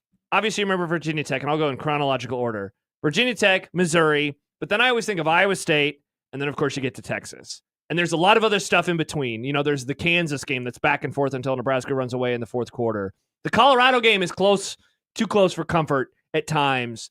We were just spending the entire break talking about the Baylor game. Do you remember what happened after that Baylor game? After the Baylor game, so they beat Baylor. Sue made an invasive maneuver as a driver. That was the avoiding next morning. An animal. That was the next day. Yeah. I always associate sports with just random life events. That was also the day that Brett Favre went back to Lambeau Field for the first time, and I missed it because my girlfriend at the time, we had to go see who's the Christmas band, Manchester Orchestra or whatever, who Mannheim Steamroller. And so I missed Brett Favre at Lambeau for the first time. You know who didn't miss that game? You. This guy. And the Vikings 'Cause dominated. He wasn't in a car coming back from Waco. Well, this is perfect timing, Schaef, because... I just had one quick question. Yeah? So the victory bell. If Missouri ever plays Nebraska again and wins, do they get that back, or is that just ours? That's a great question. Just ours? The states. Did you just say that you are a Nebraska the innocent fan? societies, but Nick Grimm here. I will ask someone who would have an answer for that. Because like if a rivalry dies, but there's a trophy from that rivalry, what? Nobody ever thinks about the trophy. No, they do. I think that they would get it back, which is maybe good that they're not playing in a bowl game or a home and home series anymore. Maybe. What are you asking about? Are you asking what happens to it if Nebraska and Missouri plays again? But I'm happy that you mentioned. I guess I brought up the Vikings, but you said what you did because I wanted to ask you about the Vikings, Mr. Schaefer. The Vikings. Because it was about a year ago. At this time, you filled in for John, and we spent an entire segment where I went and I sung the virtues of the 2023 Dallas Cowboys. And I told you I believed in them and how I thought that this could finally be the year. And many people in the chat were like, you're an idiot. Of course it's not going to be the year. And famously, it was not the year because they lost to the Packers in the playoffs because the Rams weren't the 7 seed and they ruined my entire life. Obviously, I'm not wishing that type of ending to your season. But I wonder, I read Drew McGarry, who is also a Vikings fan, formerly of Deadspin, now of Defector. He had an interesting column yesterday in his weekend write-up for the NFL because he essentially was like, I'm not really going to believe that they can do it, but I'm also having so much fun. Yeah. And I'm absolutely loving this. Where are you at? When you lay your head down to sleep at night, does it take you a half hour to fall asleep because you start thinking about the Vikings in the Super Bowl? Generally, no. No? I'll be honest. I don't know that I think about the Vikings much as I'm about to fall asleep. It's more so You have a lot going on in your life. Well, yeah, it's more so, and Happer wouldn't believe this because it doesn't exist, but the anxiety of the next day and everything that you have going on and you don't want to forget about anything. And I'm not a guy who has a planner, so I don't have everything always written down. So I got to pull it out of the brain. So I'm usually not thinking about the Vikings when I go to sleep, unless they play the Sunday night or Monday night football game, which they will be and this then upcoming Monday. I'm staying up so I can get all the content that I can before I go to sleep at 2 a.m. I love that. When they beat so much fun. the 49ers on Monday Night Football in October of last year, I think I stayed up until 2:30 in the morning just so I could listen to podcasts and all this other stuff. Just like a total psycho for a team that was then, I think, 3-4.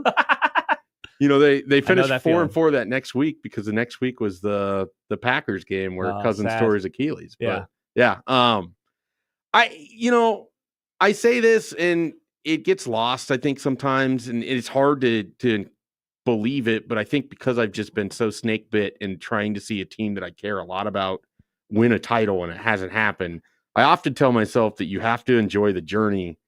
It's not just the destination. If the destination's the Super Bowl, if I can't enjoy 2009 or 1998 or 2001, I get those years. When they lost to the Giants? 41-0, famously, 2000, where their communications were stolen. People forget.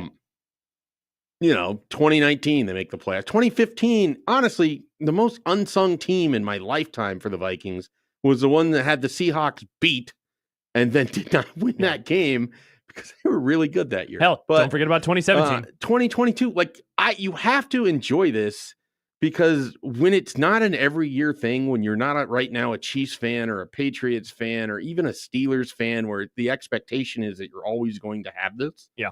And the Vikings are really good. Like people don't, and I'm not talking about just this season. I'm talking in NFL history.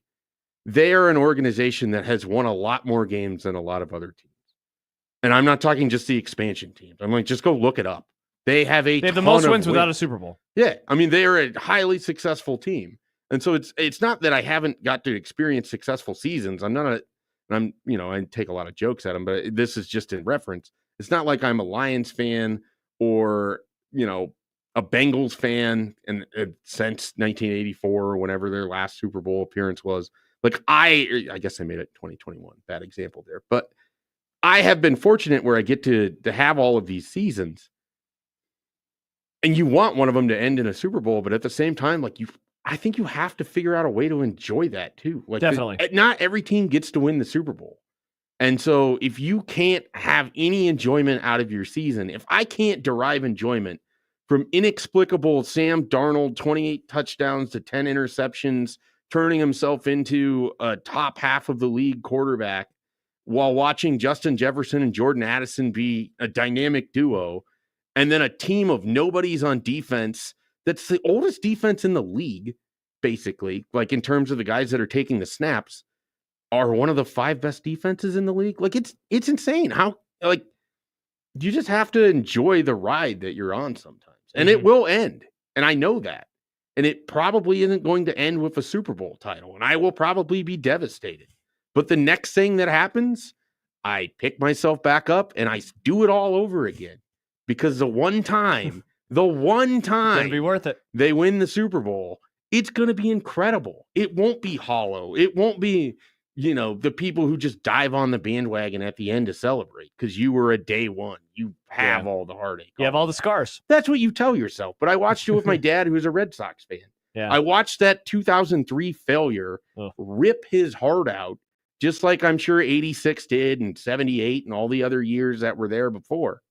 But you get to see them climb over, and then they get obnoxious because they never stop. But if that's what it's going to be, it will happen. Yeah. It will happen. But you got to stay in the game long enough. Yeah, it's turned into a really fun team, and you and I talk about the NFL every few weeks. They're built to be successful for a while with some of their star players. Yeah, so and it's also and McGarry hit on this too. It's also now reached this very odd point where it's like you do have to start thinking about next year, just in terms of the quarterback discussion, in a way that none of us saw coming, right? Like if you would have said in July that this would be what would happen, you'd be like, oh, that's interesting. And yet it is very real because he's on a 1-year deal for $10 million.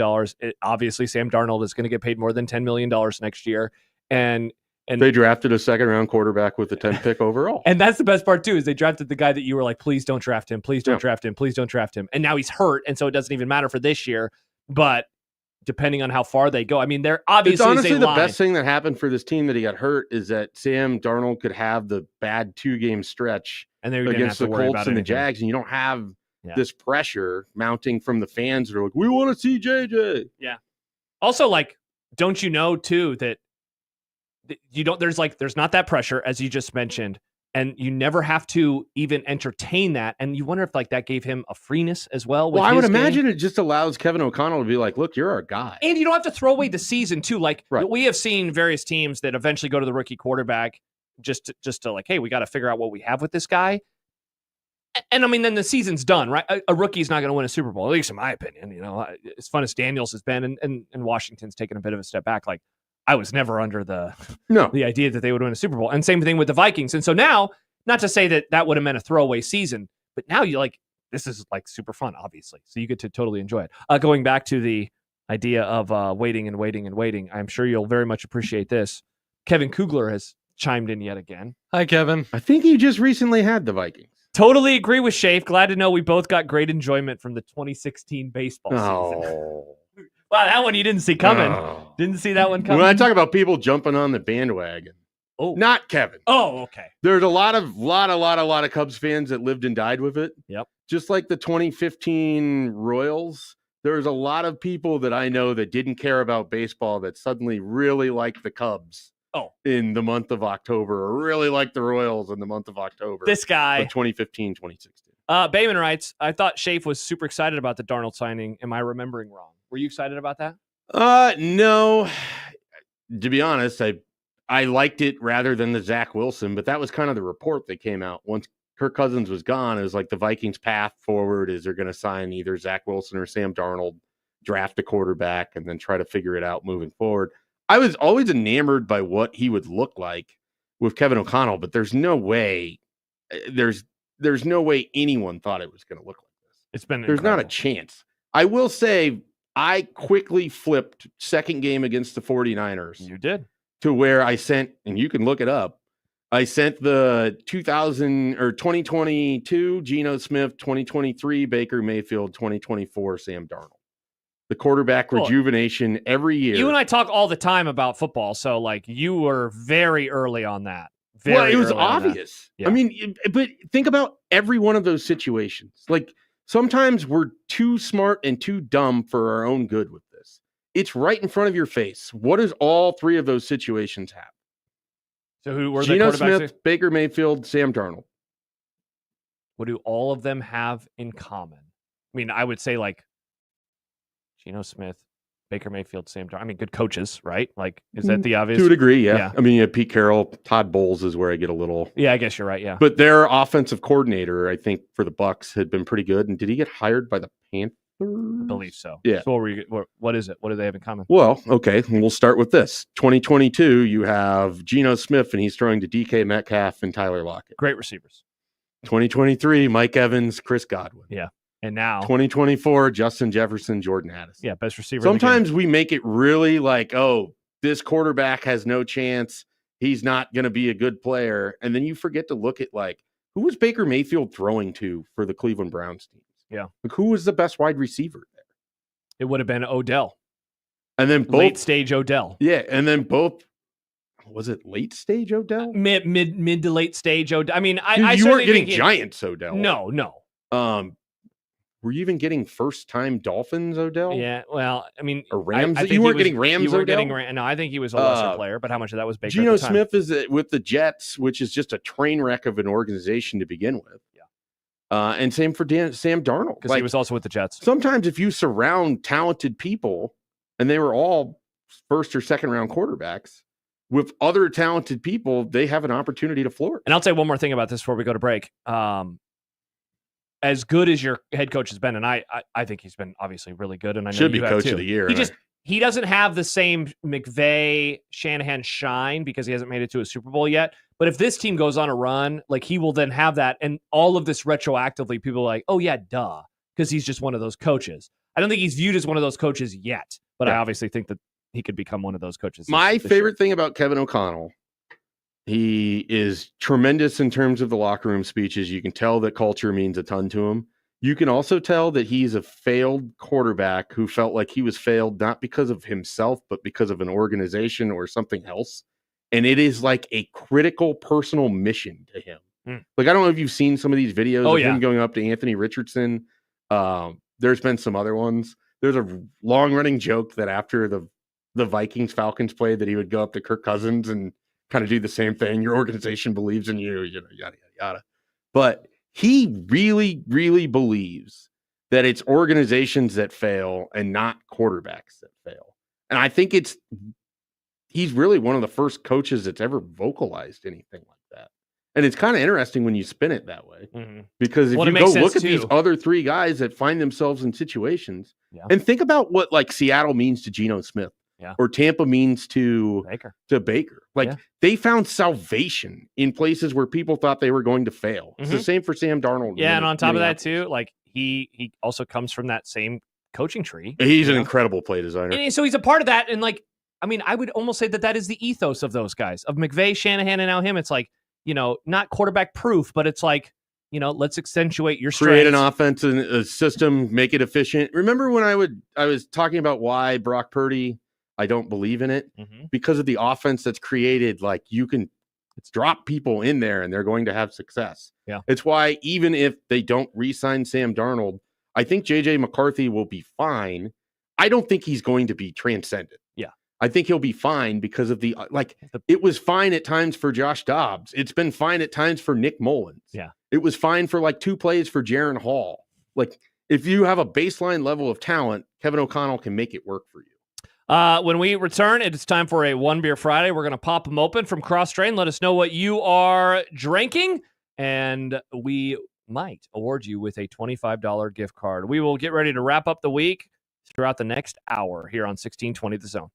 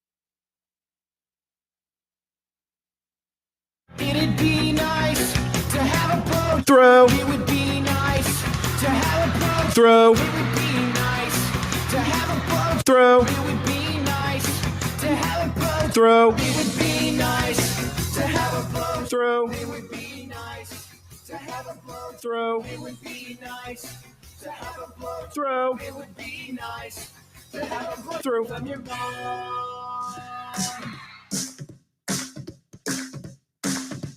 I drank beer with my friends. Sometimes I had too many beers. I liked beer. I still like beer. Had beers, have some beers. One beer, drink beer, drinks beer, drank beer, and drinking beer. Upstairs, downstairs, where was it? I don't know, but I had one beer.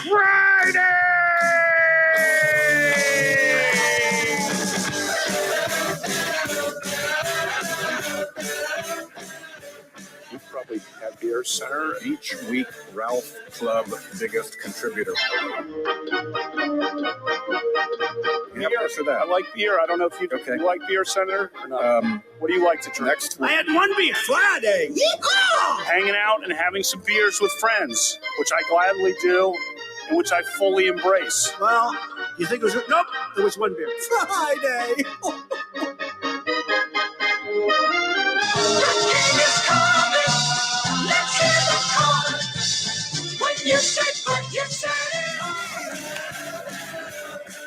One Beer Friday on Unsportsmanlike Conduct, 1620 The Zone, 1620thezone.com, 1620 The Zone app, zonetv.live. And, of course, it is brought to you by Cross Train Brewing. They brought in a new batch of beers for us. Mike Schaefer is drinking the inflatable snowman as the Christmas season arrives. I have the Alpha Analysis, of course, an IPA. And Nick Grimm, you are having... The Cabana Crusher, because it's cold outside and I want to be warm. Oh, wow. I want to feel like summer. Isaac says, and looks like it might have a lot of hops in it. It is awesome. Very, very good. Do we think I officially crossed into the middle-aged to older gap when I learned that I really like cranberry flavored stuff? Definitely. Is that kind of like the big on cranberry? Did you discover cranberry Sprite? No, cranberry Sprite's been around and it's fine. There was a cranberry Mountain Dew like 4 or 5 years ago called Merry Mashup that was fantastic, and I really like that. And then it just led to me drinking and having more cranberry related stuff. Like even so now I even have sauce? like a cranberry muffin. I've had like cranberries and cookies. I don't know. It's getting out there. I have had. I don't do the traditional cranberry sauce Thanksgiving thing. That's not me. I've had an orange cranberry muffin that's really good. Maybe that's what it was. By the way, a couple things before we dive into some discussion. First of all, let's talk more cranberries. Let us know what zombie. Let us know what you're drinking. Hashtag Nice. One Beer Friday, and you could win a $25 gift card. Linger. Continue to listen in. Oh, I We like linger. that song. Cranberries linger. Keep listening in, by the way, because Nick is still giving out gift certificates to Le Voltaire. Yep. Listen for the dolphin noise. Listen for the dolphin noise for that. Penn State moves on. They win, so they will host Creighton. That game is Sunday night at 7:30 Central for a trip to the Final Four as Creighton makes their second ever Sweet 16 and now tries to go to their first ever Final Four. Nebraska, their game will start later tonight versus Dayton, probably about 8:30-ish. It just depends on how long the Wisconsin-Texas A&M game goes before it. Really quick. Yeah. Oh, nice. Oh, thank you, Nick. Also, some sad news. We just spent all this time talking about the Vikings. Randy Moss has not been on television this week, and you figured it was bad just given the way in which it was reported earlier in the week. And then I think it was yesterday, Schaef, that someone was like, he's going to make an announcement on what it is on his Instagram Live on Friday. Find out that he has cancer. And apparently he has revealed he is unable to walk without a cane right now. He was just released from the hospital, and he had been in the hospital for 6 days. I found out the news, as I told you during the break, because he sent a link to his website, randymoss.com, and the phrase, I guess, that he will be using now, fighting against it, is to moss cancer. And I said that to you, and you said, if there's merch, I'm buying it. And sure enough, there is a lot of Team Moss merch. You can donate to the Randy Moss Fight Against Cancer Foundation as well as he tries to moss cancer. So obviously horrible news, to see something like this, with a player. It's always, I don't want to say it's like harder for me with athletes than it is like certainly not family members, but there's something that I find really hard to deal with when it's like an athlete of that caliber who is that good, who was full of life and athleticism, and to see what this disease can do to people is just absolutely awful. So of all days that we have you in here, I know that he is formative for your life, right? I mean, it's not just that I became a Vikings fan because they drafted Randy Moss. It's that I distinctly remember being a kid reading Sports Illustrated ahead of the season, knowing Randy Moss was at Marshall, finding like times that Marshall would be televised or looking for their highlights so I could watch Randy Moss highlights. Like, I was all in on this guy in a way that I wasn't really any other college football player, directly because Nebraska ran the option. Yeah. Nebraska ran the ball, and I wanted to watch someone catch it and a team throw it. And so that is ultimately how I became a Vikings fan. Like, they were just starkly different than the football that I would be watching on Saturday with Nebraska. And so, I didn't have a defined NFL team at that point. I'd sort of just jumped around to different teams. And I had always watched, but I didn't really have like my team. And so then I decided like, I'm going to go where Randy Moss goes. Mm-hmm. And that led me to Minnesota. And then I stayed when they traded him. And I was like furious about the trade, but it was just one of those, like, I just felt connected to that team. And so I didn't go to the Raiders, and I'm glad that I didn't, because part of it is if you pick a team because of a player, when that player is no longer there or no longer in the league, like, would you lose your interest in the sport altogether? Yeah. And I feel like that's what happened to me with the NBA when the Sonics ceased to exist. Yeah. And so I'm really glad, because there's a whole world where if I just followed Randy Moss, like after, I don't know, the Titans or the 49ers, am I just done with the NFL at that point? Or do I have to like pick a new Randy Moss? Because that doesn't seem fun either. Yeah. So hugely impactful player. I argue with people about this all the time. People get really mad. I think that he had a bigger effect on football than Jerry Rice. Jerry Rice, far more prolific in terms of stats. Yeah. A better wide receiver in terms of stats and accomplishments and achievements. I think Randy Moss changed football. Guys that look like Randy Moss started playing wide receivers, which meant like guys that had to look like something else had to play defensive backs, quarterbacks that could heave the ball down the field. You could attack parts of the field in a way that they weren't doing before. I think he changed football. I really do. I don't think he gets enough credit for being that sort of a freak and for having Brian Billick running this kind of offense that they did in 1998 and taking advantage of Randall Cunningham and Jeff George and then ultimately Dante Culpepper. What a time. I know. Jeff George. I always forget about him in the mix there and all the success that they were able to have. So, yeah, obviously horrible news, and there's no easy way to transition out of it. But we would be remiss if we didn't mention that. One other thing before we talk college football playoff, Schaef, Riley Van Poppel has announced within the last hour or so that he is locked in. Hashtag GBR. And he tags it's like a very Mike Schaefer show, because that's Riley Van Poppel's the guy that I never stopped talking about on the There team. are players that when I see their names written out, I hear you saying it. Janiron Bonner is the most famous example. Janiron Bonner is the most famous example. But there are other guys. Who is the there's a lineman, I feel like, within the last few years. Grant Bricks? No, it's not Grant Bricks. I feel like I've heard a lot of people say Grant Bricks. But there's a lineman or two that when I hear them, I think of Teddy Prohaska. No. Is it a starting lineman? No, I honestly, you'd have to just start naming linemen. Matt Farniok? No. Dudes Brendan naming Hymas? guys. No. Jeremiah Searles? No. Spencer Long? No. Mike Mowdy? No, it's it's like a recent or current. I don't know. Alex Lewis? No, definitely not Alex Lewis. But yeah, anyway, there are a lot of those names just because of all of the. Why did you respond like that? I don't know. No offense to Alex Lewis. He had a nice NFL career after he flipped everybody off on his way out of town. No offense meant by that. Adam writes, hot take: Van Poppel and Davis will be better defensive linemen than Nash and Ty. I mean, it's so the reason I don't know that this is like a boiling hot take is that those guys are going to get more years with a better coaching staff for defensive line than what Scott Frost was providing in the onset of Nash and Ty's career.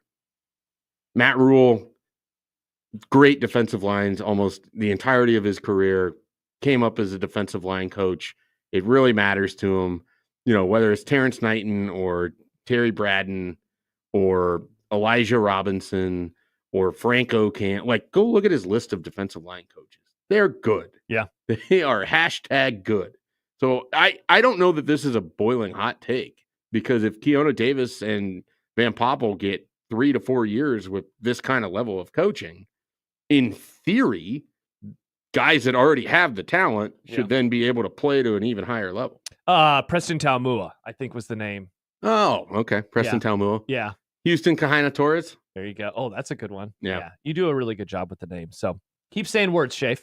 Keep saying words. You want to just keep naming random offensive linemen? I mean, we could do that. We do those things many, many times Keith over Williams. Man, Carl Nix. I'm realizing all of these topics John that I wrote down for us today. What a waste of time. Isn't this what happens every time? Every time. That's not a criticism. I it's sometimes more wonder if I just derail the show. No, it's I got us talking about 2009 Missouri game. That was awesome. Which made me think next year in 2025, if I fill in for an off-season show, which I'm sure that I will at some point. January 2nd is open if you could want just pick a season within the last since I've been covering the team. Yeah. And we just go through it. Just go through every game that year. That sounds awesome. Like the way that people reacted to different stuff, the players we thought were going to be good. That sounds like a show. That seems like a great show. Awesome off-season episode if we pick the right year. And I have a couple in mind. Are you doing anything on January 2nd? Yeah, you want to do anything on January 2nd? I actually, when you had said that, I wondered if you had asked me and I'd forgotten to I have not asked. I was going to ask you off air and then I kept forgetting all day. And now it's awkward because I'm asking you on the air. I got to figure out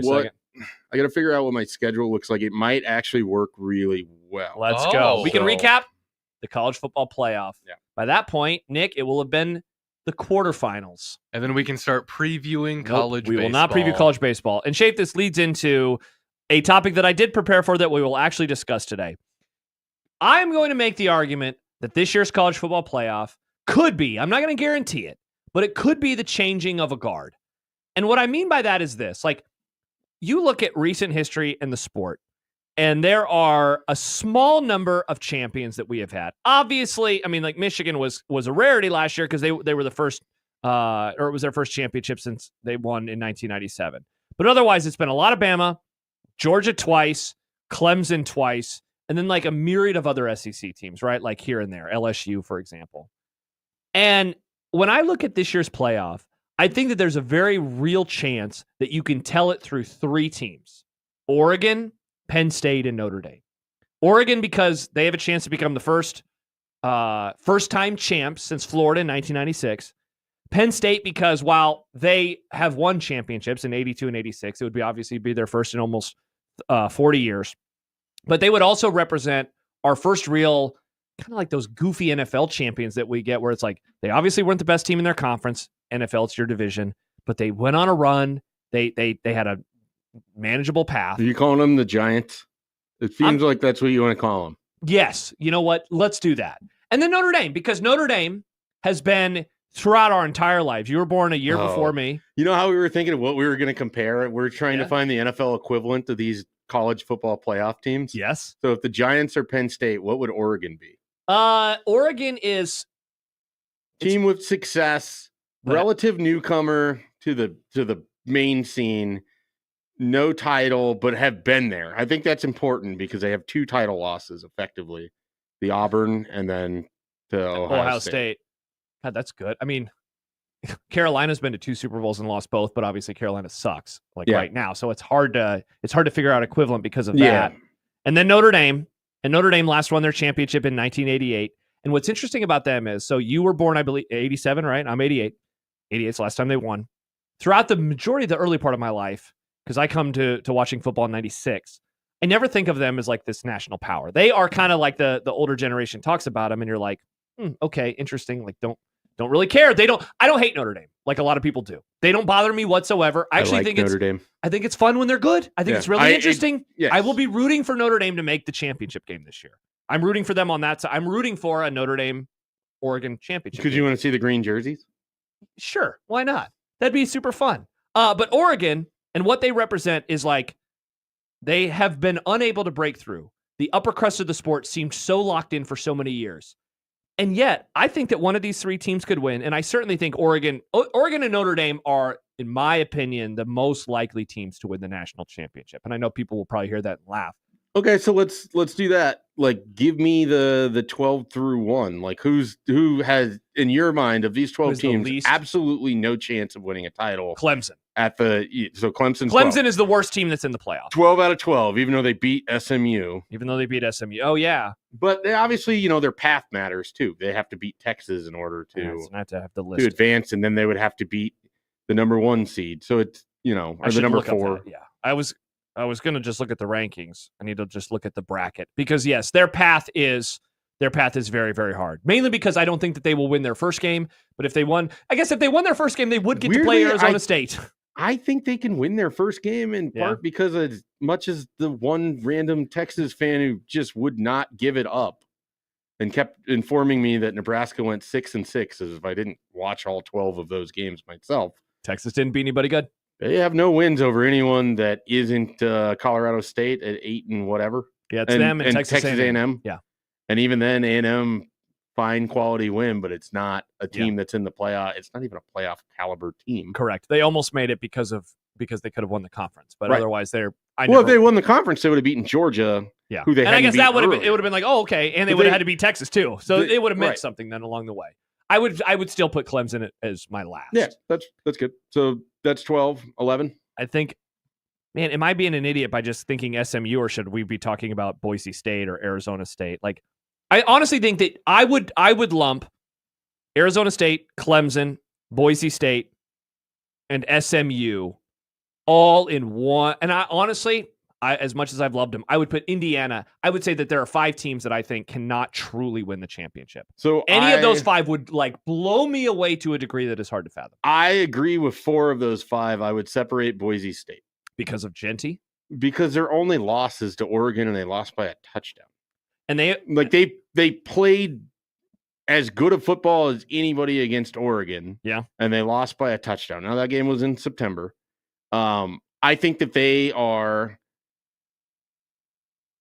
their spot in this sports history with being the team with the Statue of Liberty against Oklahoma and a team that has kind of broken through in a variety of ways that, they didn't make the college football playoff in the 4-team iteration, but they have broken through in college football that it wouldn't surprise me if somehow they won that first matchup game that they get. I would have a tougher time seeing them get further than that, but it wouldn't surprise me if they, and obviously they're already advanced a level. So. I guess you know what? You have talked me into it. But those other 4? Okay, so we agree on the 4. I would actually put Indiana 11th.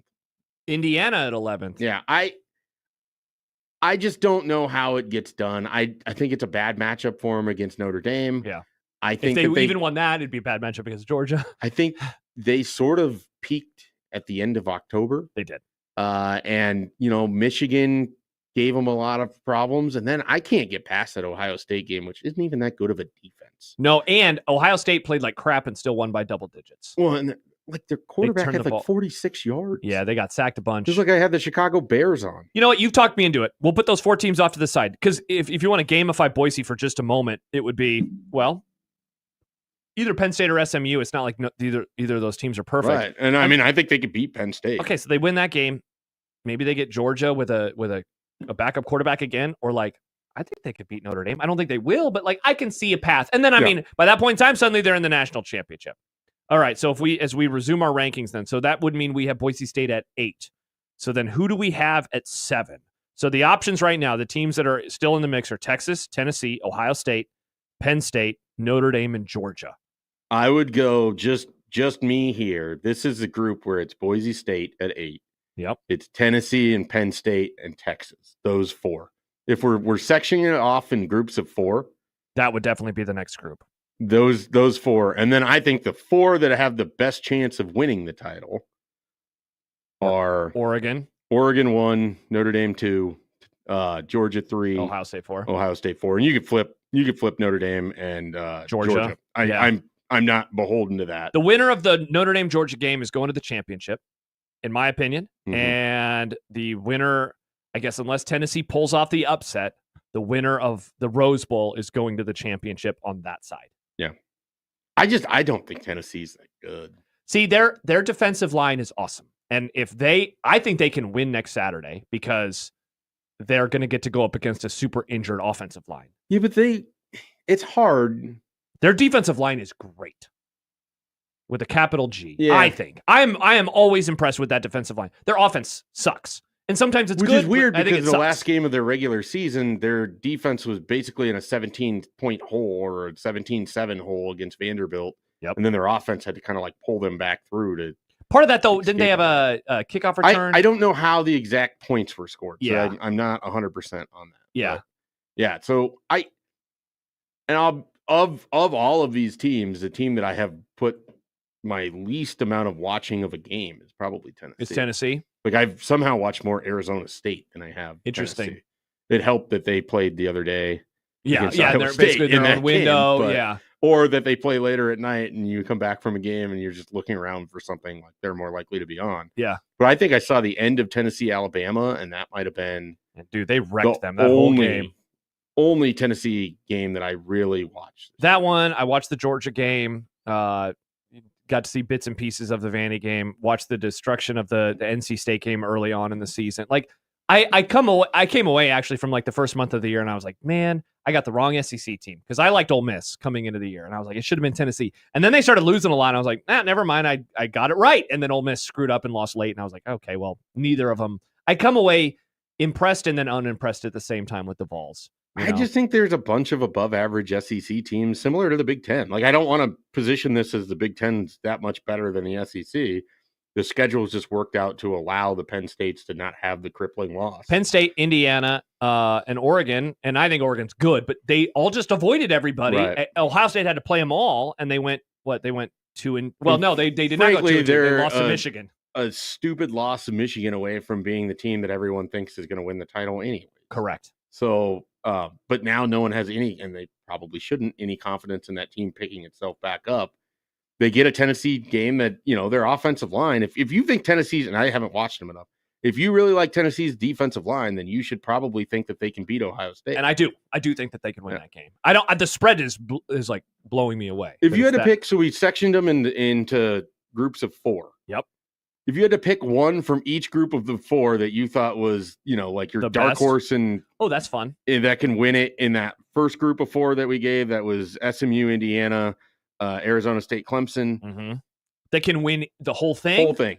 Well, I mean, I almost want to start with the teams that have the bye. So in the first group, I would almost say Arizona State because they have one less chance to lose. Exactly. They already are in the quarters. And dude, as much as I dislike Clemson in terms of their prospects, you could talk me into them beating Texas. And if they can beat Texas, Arizona State can beat Clemson. And suddenly then they're in the semifinals. I think I'm sprinkling a little monopoly money on that Clemson money line. Really? Just because. Yeah, so I think I'd go Texas with offense and defense didn't look their defense is good. My hot take that I had on Tuesday is if Texas is going to win the national championship, and I don't think they can, or I think they can. I don't think they will. I would bench Quinn. I would go with Arch because he can run the ball. Viewers look bad. Dude, and did you see there's talk about him coming back again? There's some transferring to Ohio State stuff going on. No one's gonna draft him in the top 3 rounds. No. Yeah, he's fairly mid. Who's the next group of 4? So then that is your Boise State, Texas, Penn State, Tennessee. So who would I like in there? I mean, Boise State has the bye, but they're not the answer. I just crapped on them, but I would almost want to say Texas, excuse me. Just I think because out of they that are group of really 4, talented. Again, because of the bye, I would probably lean towards Boise State. Wow. But I don't think those 8 teams aren't very likely. Yes. Of that. But if I had to pick one of those 8, yeah, I think it would be Texas or Boise State. I think we're in the same kind of spot there. And so now a dark horse from teams like Ohio State, Oregon. And we both like Notre Dame. And they would, in terms of like the odds, Notre Dame would probably be the dark horse, right? Yeah. Which is interesting. Like I'm either going to look really smart with Notre Dame or like an idiot because I've been arguing with listeners for weeks. I feel like when you and I agree on college football stuff, is it good they or bad? have the tantalizingly close performance that finishes with a loss. Penn State. Every Penn State, Ohio State game has gone that way. feel like there's another team in there where we were both like, this team is going to do it. Yeah. And they decided they did not do it. You and I are not on the Penn State bandwagon anymore, though. I wouldn't say that I'm all the way off because I think they have more talent, but they just don't play like a team that is on the same caliber as these other ones. I don't like watching them. I just don't. They're plotting. They were actually fun in that Big Ten championship game. They were, surprisingly. Drew Aller played. Here's what drives me insane is Drew Aller has all of the tools, like all of them. And yet when you watch him play, it's just check down, tight end, He safety, ran the outlet, ball check last down. week. You know, he used He's his a great legs. athlete. Yeah. And it's like, how is this guy not more dynamic? How He are you looks not like pushing the Hackenberg ball down the sometimes to me. field? How are you like, and it's like, how did they take someone that has all of this and they just kind of make him like generic Craig Krenzel? Nobody wants that. Great reference. By the way, Josh Delo writes, Oregon is Buffalo. That's good. And we love, now I love Oregon. You're not though I think you like this Ducks team more than recent ones, but you and I love Buffalo. Well, I respect Dan Lanning. I respect, He's awesome. how they play.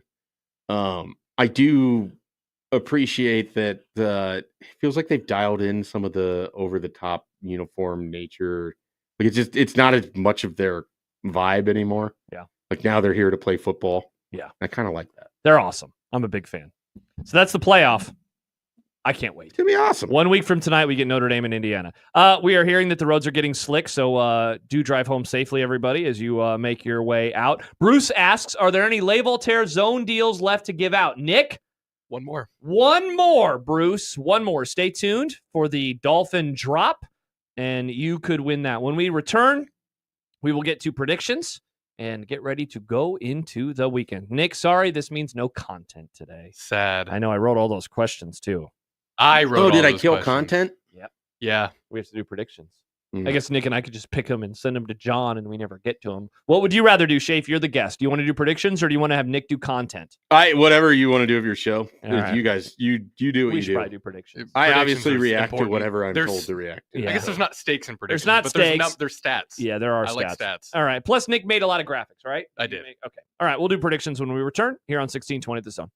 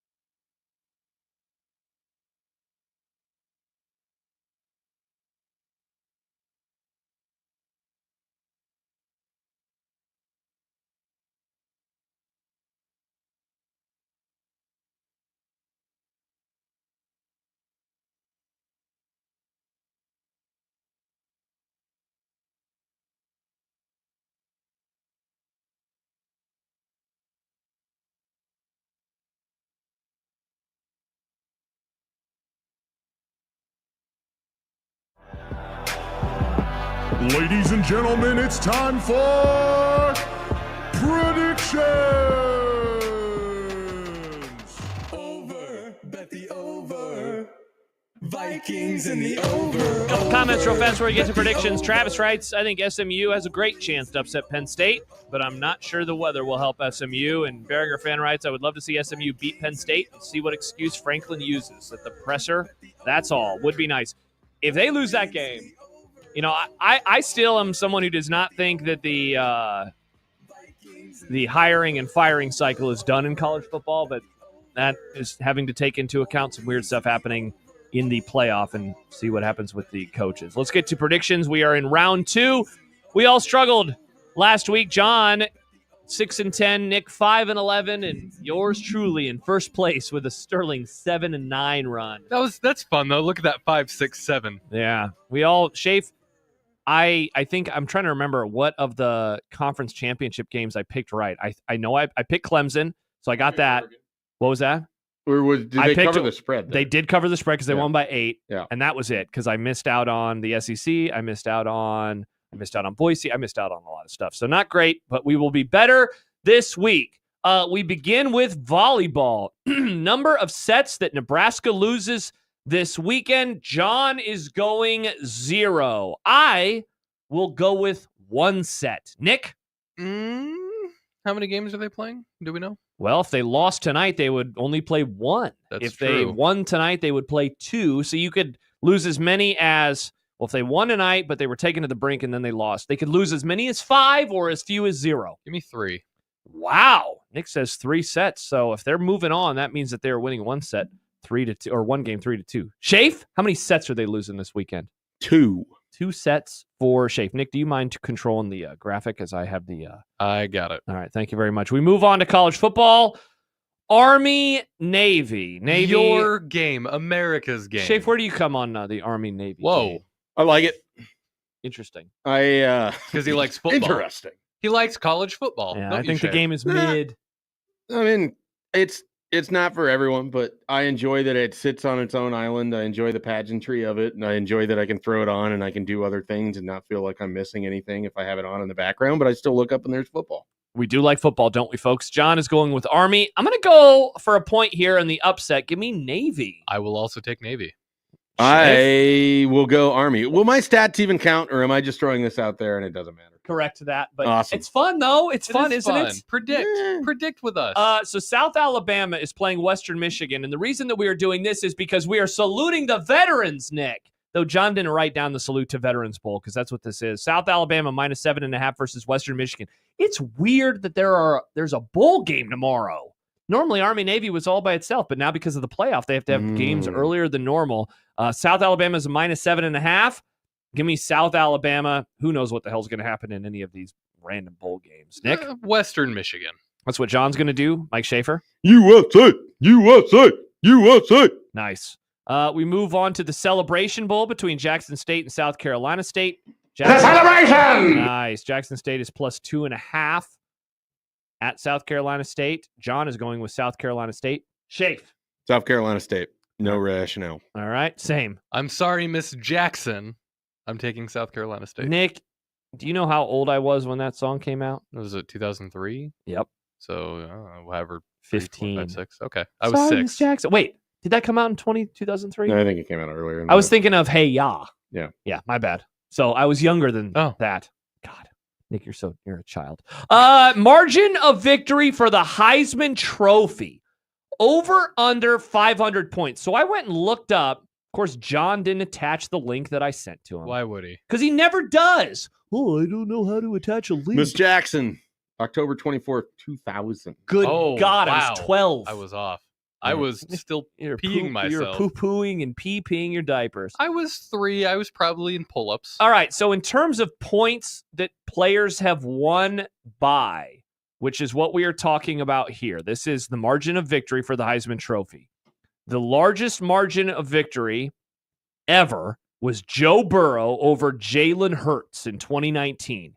He won by a margin of 1,846 points. The smallest margin was in 2009 when Ndamukong Suh got screwed, and Mark Ingram won by 28 points over Toby Gerhart. So we have set the over-under at 500 points. Travis Hunter is probably going to win. Nick, will it be by more or less than 500? I'm going to go slightly more. That is what John is doing. I'm going to go under. I think that while there is a healthy amount of respect for Travis Hunter, I think that the Genty hive is strong. Schaef? Travis Hunter wins by 479 points. We love to hear specific. Yeah, oddly specific predictions, Schaef. I think we're making predictions. We should put some specificity into it. We do love that. We go to the NFL. Mike Schaefer and my favorite league in the entire world. Nothing better. Chiefs -4 at the Browns. Damn it, John's going with the Browns. I am too. Schaef? I'll go with the Chiefs, but I think this is like a 21-16 kind of win. Not a slight cover. Particularly blowout or anything like that. Nick? The Chiefs have devil magic, which means they're going to find a way to win when they shouldn't. So give me the Browns. The Browns? Life finds a way. Up next in the NFL, the Ravens. What the hell? Who put this on here? The Ravens -16 at the Giants? Well, I mean, what else is happening this weekend? More games than Ravens at Giants. Schaef? Yeah, the first two games that were chosen here were not ones that I would pick out of a pretty good NFL slate this weekend. Ravens are going to win this game by 21 points. All right. Ravens. I'm also going to go with the Ravens. It's like the free space on a bingo card. Yeah, John's going with the Giants. So, why? Well, I mean, 16 is a lot of points in the NFL. Is it because he looked like McAdoo, the coach that was there? That's probably why. Great call, Schaef. Speaking of New York, why are we doing Jets -3.5 at Jaguars? It's okay. Chance isn't in here. That's true. No talking about planes. John's going with the Jets -3.5. Mike Schaefer, are you going with the Jets or the Jags? I'm going to go with the Jags. At some point, I feel like the Jags are going to, or not the Jags, the Jets are going to try to lose games. Oh. Whereas the Jags and their celebrity chef head coach are trying to win games as they did against Tennessee. Give me the Jags. Okay, Nick? I'm going to take the Jets. Okay. Is Trevor Lawrence he's still hurt, right? Oh, he did have a concussion. Yeah. Yeah. I mean, so did Tua. That's true. Speaking of Tua, Dolphins +3 at the Texans. Are we doing every game? I mean, John did put a lot of crap in here. We'll get to the good stuff. Okay, Don't worry. It's almost home. It's almost here. See, on one hand, John went Texans. I like the Dolphins. Yeah. Just because they're my team. But on the other hand, I like CJ Stroud because I think he's a better player. Yeah, but you shouldn't pick them because you like the player. But I think I So like you're him going to the because he's Texans? good. Okay. Yeah. All right. I've gone back and forth on this game all week long. On one hand, I think the Dolphins are kind of solid, and it's indoors, and it's not cold. On the other hand, the Texans' defensive line can wreck teams. Give me the Texans. Houston. Okay. That was short and to the point. Bills +2.5 at the Lions. It's going to be the Lions, and I'm going to laugh the whole time. All right. Schaef? My heart says Bills. Uh-oh. My head says Bills. My mouth says Bills.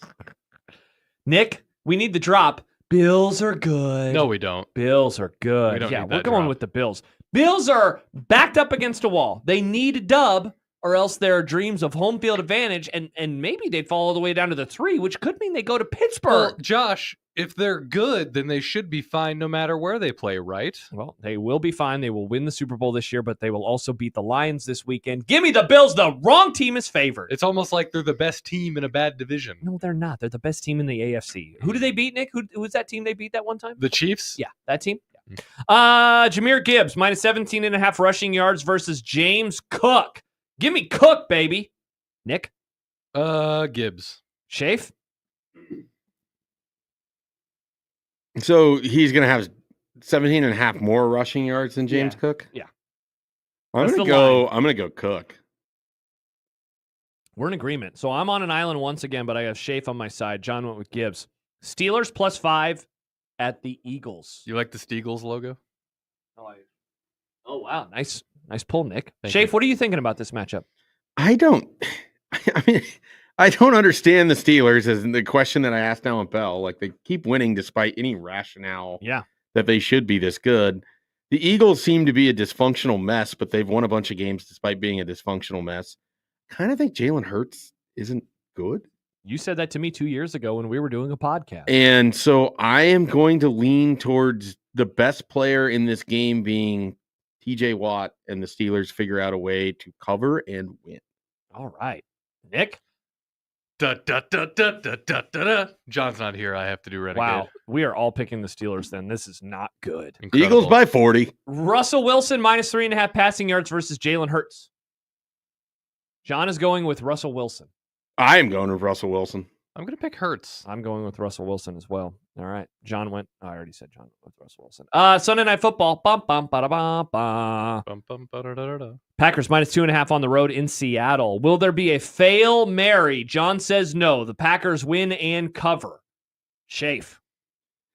I know what My your heart says Seahawks. What does your mouth say? My brain says Seahawks. Uh-oh. My mouth says the Packers cover. And win. Man, I'm going back and forth on this. Nick, why don't you give me your pick before I decide mine? Packers. Damn it, you went too fast. I know. That sounds about right. Give me Green Bay. Yeah, They're just a better team. Like, I like the Seahawks. Yeah. I just don't know what the path to That victory division is there. mid. The NFC North is good. The NFC West is not. The only, like, now the Packers' pass defense did not do well against the Lions on that Thursday night game. Mm-hmm. And Seattle with Jackson Smith-Njigba and Tyler Lockett and DK, like, they can pass. I don't know. I just think the Packers are better, so that's why I'm going with it. But I hope the Seahawks win. All right, let's finish up with some hoops. We start with Omaha plus 14.5 at Northern Iowa. John is going with Omaha. I will not. I'll go with you and I. Go Panthers. All right. Schaef? Panthers. Who leads Creighton in scoring tomorrow versus Alabama? Oh, I missed that one. Oh, John has Kalkbrenner. I'll also take Kalkbrenner. Okay, I'm going to go with Ashworth. Schaef? Isaac Trout. Isaac Trout. Wow, off the top rope. And finally, Nebraska minus 4.5 at home versus Indiana following a almost 40-point loss last Saturday at Michigan State. That was gross. Ugh. It was disgusting. Mike Schaefer has to cover them and talk about them a lot on something called the 24/7 Hoops cast. John's a hater. He's going with Indiana. I'm not a hater. Give me Nebraska. I am a hater. Give me Indiana. Okay. Schaef? We'll even it up. Give me Nebraska. All right, and that is predictions. We will come back. We will decide what is for dinner, and we will get ready to drive out onto the icy streets in Omaha, Nebraska. It's Unsportsmanlike Conduct on 1620 The Zone.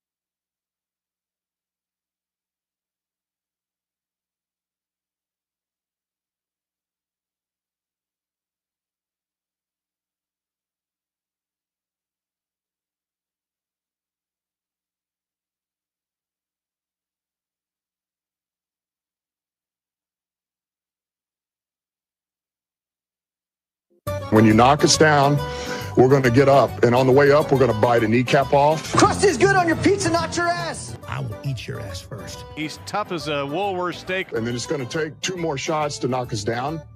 All right. And on the way up, we're going to take your other kneecap. I'm ready to hang them up, gut them, and skin them, and chop them up. You know what? I'm ready. My daughters aren't starving to death.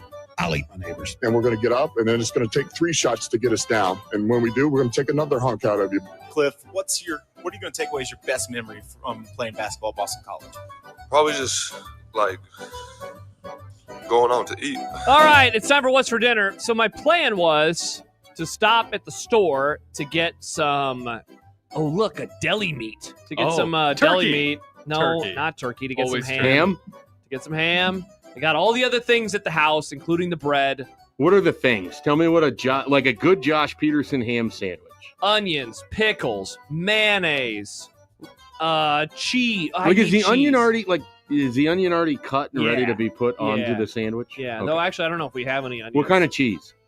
Fancy cheese, American Craft Singles. I'm a pepper jack guy. Pepper usually. jack guy. Yeah, Okay. a little spice Do you to have it. a brand preference? I'm a Sargento guy. I need Sargento sharp cheddar. I'll get the cheap crap. And then I have some chips and some dill dip that I made earlier. What kind of chips? Kettle. Okay. Yeah. Kettle chips And are I already good. made the dill dip. I made that at lunchtime, so that's going to be perfect. I think cheese is a really underrated building block of a sandwich. If you get bad cheese, you can tell, but if you ruin get good cheese, it elevates it. So we'll see what happens. I think it sounds like I'm going to go pick up my wife from work because the streets are getting bad, and she was like, I'd rather you drive me home. So I think I'm going to do that. Fair enough. Schaef, what's for dinner? I am going to hit up first I'm going to go see my kid because I haven't seen him since last night. Oh, hello, kid. And so excited to see Hudson. But then I will be meeting a friend for dinner at a local establishment here where we will watch Nebraska and Indiana play. And I think I will be ordering buffalo chicken pizza. Oh, tell that to Happer. I know. He was in a bad mood at 2. He'll be in a bad mood at 6. I don't know. Maybe I'll pick up Taco Bell on my way home. Taco Bell. I on live your way farther home. away now. So will you get a I'm cheesy concerned about gordita getting home. crunch? Maybe. It depends on what mood I'm in. Do you not like the cheesy gordita crunch? Oh, I love the cheesy gordita crunch, but I kind of go through phases. I've been on a real grilled cheese burrito kick. Okay. I tried that once and it never stuck with me, but I would submit that, and I very much, if I won the lottery, I would create it in Lincoln, Nebraska. I feel like there should be a fast food hall of fame. Yeah. And the cheesy gordita crunch would be a first ballot fast food hall of fame. So for me, I will say my favorite thing at Taco Bell is the spicy potato soft taco. That thing is delicious. By the way, I think Shelby really likes that. this happens Goat. every now and then. Someone reminds us that the word refrigerate is spelled wrong in the graphic. So I left it on going to purpose. keep it that way. I will say this, Nick, for 2025, maybe we make the graphic smaller so when Yeah. we do the 3 box, it doesn't take up the whole screen. I didn't think about the 3 box. I Yeah. probably should have taken. It's all good. I'm sorry. We have you and I have some ideas about how the stream might look in 2025. We're formulating. Yeah, we are. We're maybe making some changes, so stay tuned for that. Wow, what a rip rolling show this was. How many things did we not get to? All right, let's run. That's a good bit, Nick, for fill-ins.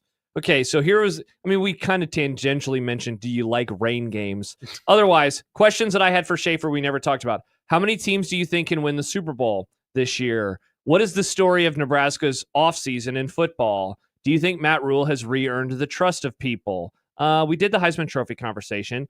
How would you rank the top 5 additions or keeps that Nebraska football has had this offseason? Why didn't it work for William? How do you say his name? Gary had a different pronunciation than I had this morning, and I hadn't gone back and listened to a pronunciation, so I may have just been saying it wrong. All right. It seems like the N is silent. So it's Waniri? Waniri Okay, is I'll how say he that. was pronouncing it. And actually, the more I think about it, with Xavier Wonkpa over in Iowa, that's how that's pronounced. All right, so why didn't it work for him? So that's 5 topics, and then we didn't get to content.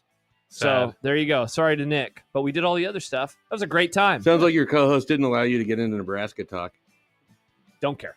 I had a great time. We talked Your about co-host doesn't care 2009 either. Nebraska, Yeah. Missouri. All right, coming up Monday, Jack Mitchell, Mitch Sherman. It's the first week of playoff games on campus. Let's go. Closer to college baseball. No, I guess it is. Bye.